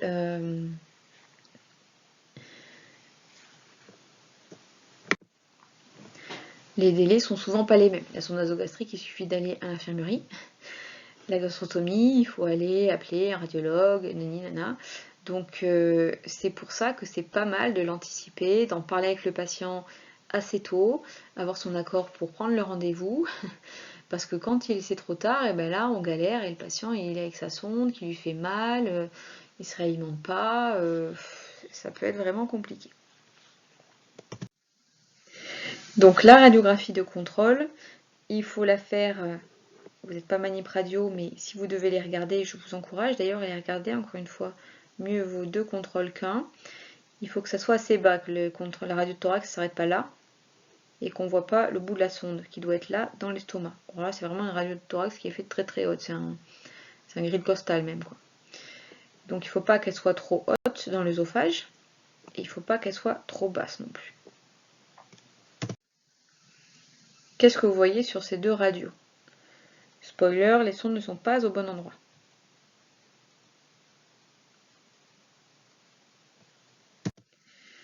Alors à gauche, la sonde elle est trop longue, elle fait des tours, elle s'enroule dans l'estomac. Donc ça va pas être bien parce que vous n'aurez pas de pression pour faire passer l'alimentation. Ça va pas bien marcher, ça peut faire mal au patient hein, d'avoir un kilomètre de tube dans son estomac. Et celle de droite, c'est surtout grave parce que la sonde elle est endobronchique. Donc elle va pas du tout dans l'estomac et va dans la bronche. Donc là, si vous mettez l'alimentation, vous noyez le patient. Hein. Vous faites des infections surtout. Si ça avait été de l'autre côté, ça aurait été peut-être un peu piégeux, parce que ça aurait été loin, vous seriez peut-être dit, ah ben c'est dans la poche à air gastrique, il faut vraiment que ça soit en bas, bien en dessous du poumon. Encore une fois, je sais bien que c'est pas votre responsabilité, mais à l'hôpital de jour, les infirmières de coordination, elles rappellent, vous avez bien vérifié la sonde, et puis des fois, elles vont dire, ben on a vérifié, bon évidemment, c'est pas elles de le regarder, mais bon, ça peut toujours aider quand on est dans le rush d'avoir quelqu'un qui vous dise aussi c'est le bon endroit, ou tu peux regarder en 5 minutes, ou attention, elle n'est pas du tout au bon endroit, il faut le faire partir de suite, quoi. La sonde, ça se rince bien que ce soit la sonde nasogastrique ou la sonde de gastrostomie, après chaque utilisation. Ça sort de la radiothérapie, mais c'est hyper important parce que ça colle, ça fait des bouchons et c'est vite plus utilisable. Tous les médicaments, vous rincez bien avec de l'eau la sonde et assez d'eau pour que ça fasse tout le long de la sonde, quoi, si c'est nasogastrique. Attention aux médicaments qui ne se pilent pas, pareil, excusez-moi, j'ai oublié un S. Il ne faut pas hésiter à demander à vos médecins prescripteurs quand vous avez un doute ou à la pharmacie, ou leur dire d'appeler la pharmacie si c'est des jeunes internes et qui ne vont pas y penser tout seuls, parce qu'on est tous passés par là encore une fois. C'est vraiment pas évident lorsqu'on a 10 patients et 20 médicaments par patient à penser, surtout au début, qu'est-ce qui est pilable, qu'est-ce qui n'est pas pilable. Donc avec l'expérience, vous apprendrez à le savoir assez facilement. Et pensez aussi aux alternatives. Vous faites des choses très simples, par exemple les médicaments en patch, ou les médicaments, je ne saurais pas dire, il y en a qui sont en sachet, hein, par exemple, plutôt que l'aspirine en sachet plutôt qu'en comprimé, par exemple. Et puis il y en a d'autres, il n'y a pas trop de solutions, et là, bon, c'est la complexité, qu'est-ce qu'on peut faire, quoi. Les gastrostomies, il faut rassurer les patients quand elles sont posées que alors, les rassurer et en même temps leur dire que si elles tombent, il faut vraiment remettre quelque chose dedans parce qu'après 6 heures, c'est rebouché. Mais qu'ils disent combien de temps on va me la garder. Les gastrostomies, ça peut se garder jusqu'à ce qu'ils n'en aient plus besoin, théoriquement à vie, hein, on peut les changer quand elles sont un peu usagées. Et dès qu'on l'enlève, le trou il est rebouché 6 heures après naturellement. Ils n'ont pas besoin de repasser, faire des points ou quoi que ce soit.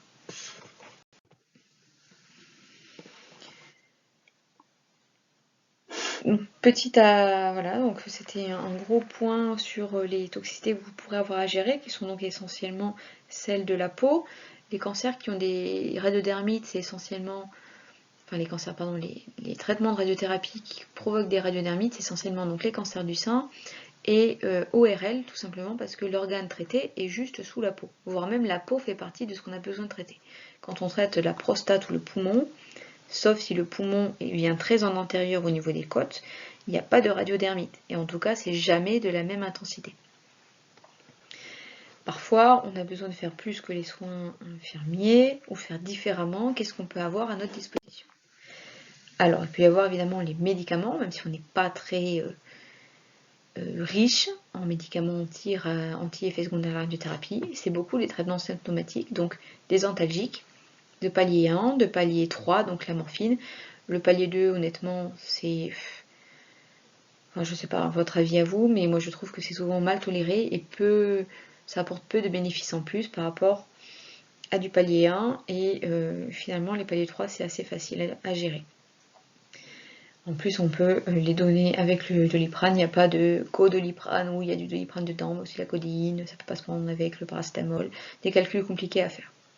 Pensez aux patchs de durogésique pour éviter la prise orale chez les patients qui sont allergiques au niveau de la bouche. La cortisone, c'est notre meilleur allié puisque la radiothérapie c'est de l'inflammation et la cortisone c'est anti-inflammatoire. Voilà, donc on en prescrit assez facilement dès que ça devient du grade 2, encore plus du grade 3 évidemment. Ce qu'on évite c'est un petit peu quand c'est des radiothérapies ORL parce que ça favorise quand même à forte dose les mycoses, donc on fait gaffe, on les met vraiment si on a besoin. Enfin, c'est un peu controversé, c'est la cortisone dans l'ORL. Évidemment, tout ce qui est traitement symptomatique auquel on peut penser, les IPP, le IASOT, parce que mon clavier a un problème, le Gaviscon, les antidiarrhéiques, ou à l'inverse les laxatifs si on a mis de la morphine, etc.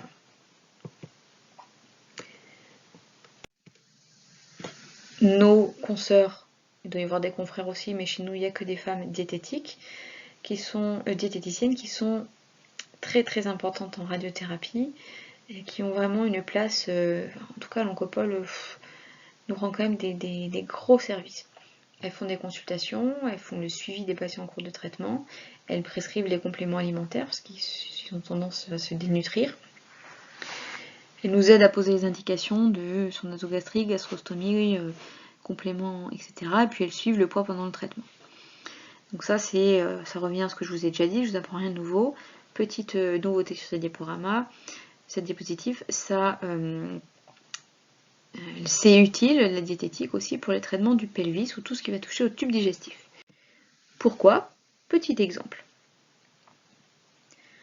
Voici 2 rectums.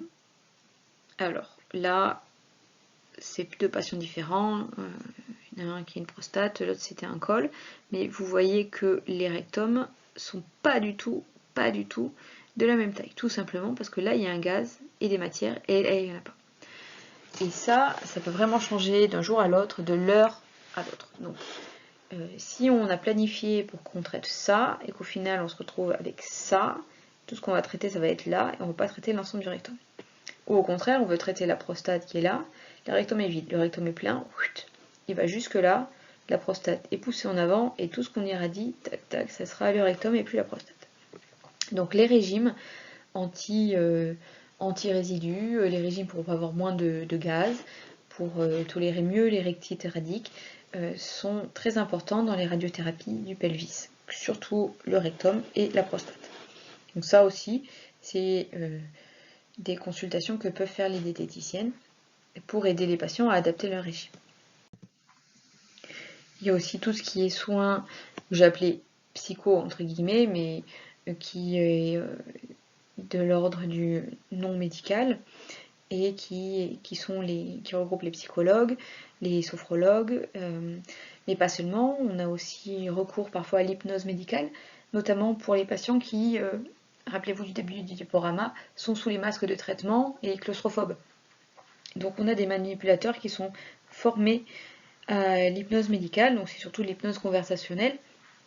On n'endort pas les gens, mais on essaie de les faire s'évader ailleurs, et ça permet de faire les traitements. On a aussi la chance, fournie par je sais pas si c'est une entreprise ou une start-up, d'avoir des masques de réalité virtuelle où on peut se promener dans un paysage.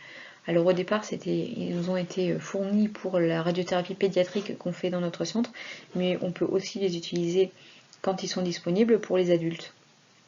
Et donc tous ces moyens-là d'accompagnement permettent d'aider les patients qui ont le plus besoin, qui se rendent compte aussi que on va pas se moquer d'eux et qu'on va s'adapter à leurs contraintes et on a des bons résultats en termes d'adhésion au traitement. On a aussi des ateliers thérapeutiques qui ne sont pas spécifiques à la radiothérapie, mais qui sont dans l'oncopole pour aider les patients à faire des ateliers, par exemple, ateliers alimentation et cancer, ateliers reprise du sport, ateliers reprise d'activité sexuelle, où c'est surtout des ateliers de discussion avec des coachs, avec des gens plus formés, mais pas des médecins ou du personnel médical ou paramédical forcément. La kiné, majeure dans notre spécialité, pour tout ce qui est avant la chirurgie, bon certes, ça c'est pour les chirurgiens, mais après la chirurgie ou la radiothérapie, notamment dans le sein, tout ce qui touche à la peau, masser les cicatrices, retrouver les mobilités de l'épaule pour les brides axillaires, décoller les cicatrices. Ça permet d'améliorer la qualité de vie des patients, ça permet de préparer la reconstruction mammaire, parce que si la peau est trop accrochée, on ne pourra pas faire grand-chose. Les patients qui ont des jobs qui sont assez manuels, eh bien, il faut que leurs épaules elles bougent bien, qu'ils n'aient pas de grosse fibrose. En dehors de la peau, on peut prescrire de la kinésithérapie pelvienne pour limiter les incontinences, ou de la kinésie respiratoire par exemple, mais ça c'était plus axé sur la chirurgie. Donc vous voyez, en cancérologie, comme dans beaucoup de spécialités, mais je pense que nous on essaie d'en être conscient au jour le jour, on a vraiment besoin de travailler avec tous les gens qui sont disponibles. Et on va chercher tout ce qu'on peut, donc l'aide au sevrage tabagique, la préparation cardiovasculaire, les sexologues. On a une infirmière sexologue à l'Oncopole et il y en a une aussi qui travaille à Rangueil, qui sont évidemment très, très utiles, puisque c'est des choses qu'on n'a pas forcément toujours le temps d'aborder en consultation, qui est peut-être pas toujours facile à évoquer dans une consultation, même si on leur pose la question. Et quand elles viennent accompagnées de leur mère, de leur fils, ou les hommes, de leur femme qui leur met la pression ou je ne sais pas quoi, tout se voit dans un sens comme de l'autre, c'est peut-être plus facile d'avoir recours aux infirmières de sexologie. Il y a des socio-esthéticiennes aussi à l'Oncopole qui sont surtout là pour les patients hospitalisés, me semble, mais ce n'est pas un domaine que je maîtrise trop. Donc l'important c'est vraiment de prendre les choses de manière globale, de penser beaucoup à la qualité de vie parce que on est de mieux en mieux, on est meilleur chaque année sur les résultats oncologiques, c'est-à-dire sur les survies sans rechute et les survies tout court. Et donc il faut penser aux séquelles que laisse ces traitements. C'est quand même une des spécialités de la médecine où on fait des choses qui sont vraiment très toxiques. On se le permet parce que les maladies sont très graves, mais quand elles deviennent moins graves, donc dans le sens curable, il faut aussi désescalader les traitements et faire du mieux possible. Et vraiment, les soins de support, c'est ce qui a permis d'améliorer la cancérologie ces dernières années. Tout le monde s'accorde là-dessus. Alors, on arrive vraiment à la fin.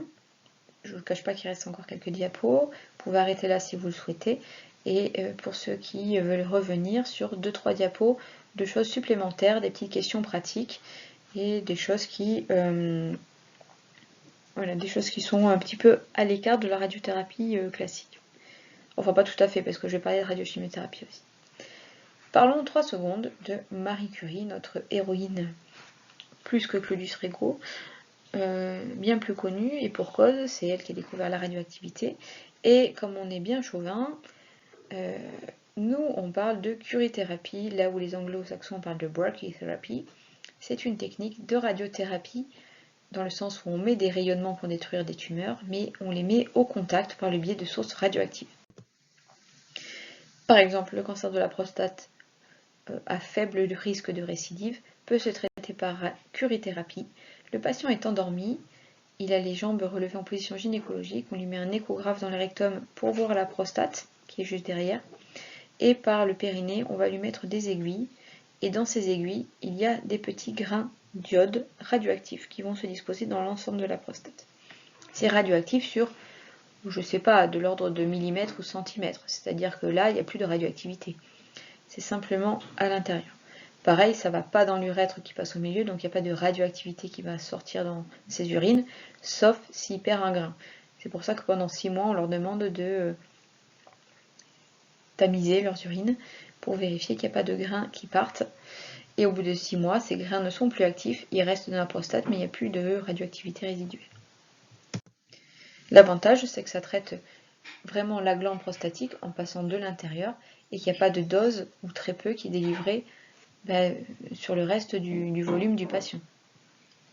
Autre exemple, pour traiter les cols de l'utérus, on va mettre en place un matériel donc, qui est composé d'une sonde qui va dans l'utérus et de 2 boules qui vont aller dans le fond du vagin. Ça permet de traiter, en complément à la radiothérapie, les cols de l'utérus. C'est extrêmement efficace. Ce matériel est relié à une chambre plombée, enfin un matériel plombé, auquel on accroche des fils qui sont vides, qui vont s'accrocher ici, et la source radioactive, quand on lui dit de sortir, elle va sortir là, tac, passer dans le fil, là, tac, tac, tac, tac, rester un certain temps, comme on lui a demandé, à différents endroits, et après rentrer dans sa machine. Ce qui fait que nous, quand on rentre dans la chambre de la patiente, on n'est pas irradié, puisque la source est bien à l'intérieur de son caisson plombé. La curithérapie, c'est aussi utile pour des zones qui sont pas faciles sur le visage. Par exemple, là, si on a fait de la chirurgie pour une tumeur de la peau ici, ça aurait été difficile, compliqué pour les résultats sur le terme de paupières fonctionnelles, avec des retournements de paupières, des yeux qui pleurent, des cicatrisations un peu moches. Si on avait fait des rayons avec les grosses machines, et on aurait irradié toute la tête pour rien, c'est quand même vachement dommage. Or là, avec la curithérapie, on met 2 petits fils, là ces fils-là ils sont en plastique, on accroche, on prend la même machine, la source est là-dedans, elle sort, elle passe dans les fils, tac, et voilà, elle reste quelques minutes dans ce fil, puis après elle passe dans l'autre, et voilà. Et ça fait des très très bons résultats, avec une cicatrisation qui est parfaite, on ne voit plus là où il y avait la tumeur, la peau est souple, et on n'a pas dégradé les fonctions ni de la paupière, ça peut se faire aussi sur l'aile du nez par exemple, ou des zones où il faut quelque chose d'un peu plus sophistiqué que la radiothérapie plein pot, quoi. Dernière petite pause pour vous.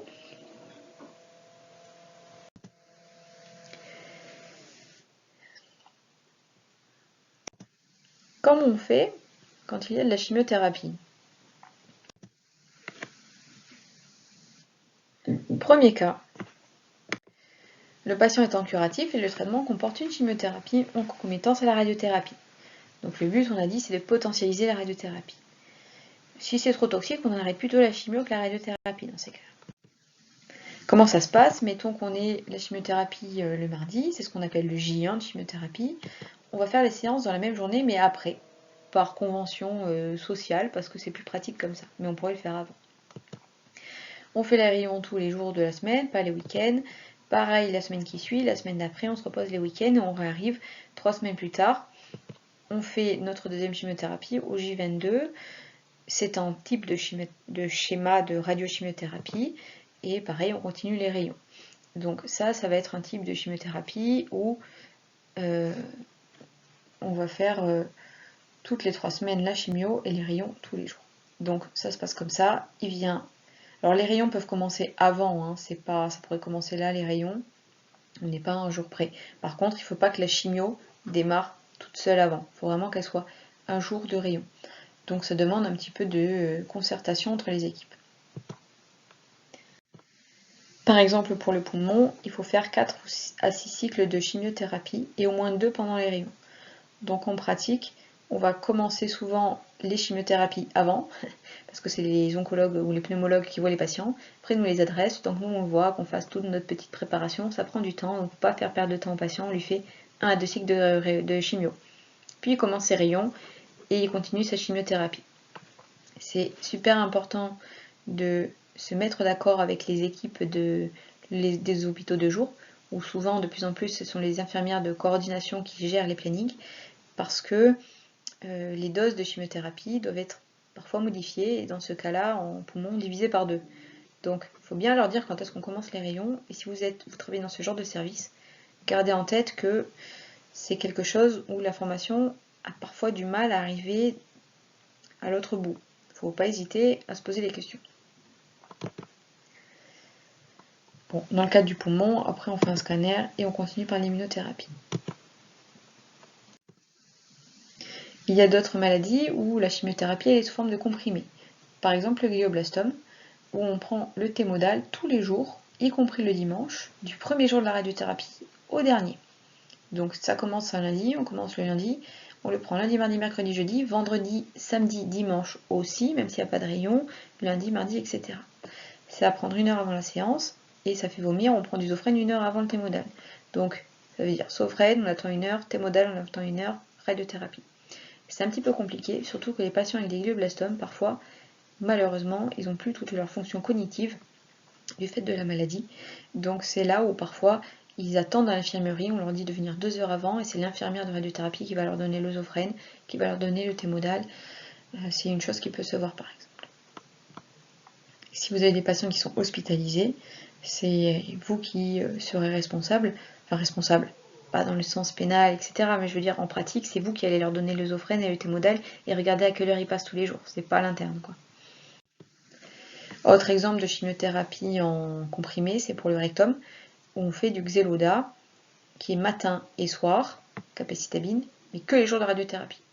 Alors là, je vous assure que quand on n'en fait pas beaucoup, il faut se souvenir lequel est lequel, quoi. Petite question pratique. Ok, je vous ai parlé depuis 1h48 de radiothérapie. Est-ce que ça marche ou est-ce que finalement c'est que pour les patients trop graves qui ne peuvent pas se faire opérer? Ah oui, ça marche. On vous assure, je vous assure, ça marche, ça guérit les gens.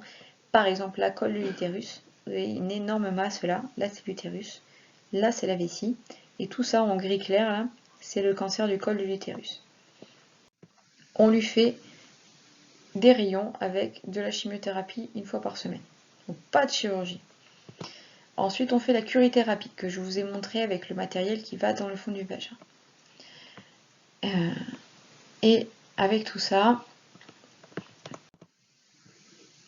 complètement nettoyé, Vous voyez, il n'y a plus rien du tout. Le col est un peu noir parce qu'il y a eu des rayons, mais vraiment, ça a disparu. Et ça, c'est pas rare. Enfin, je veux dire, c'est tous les cols.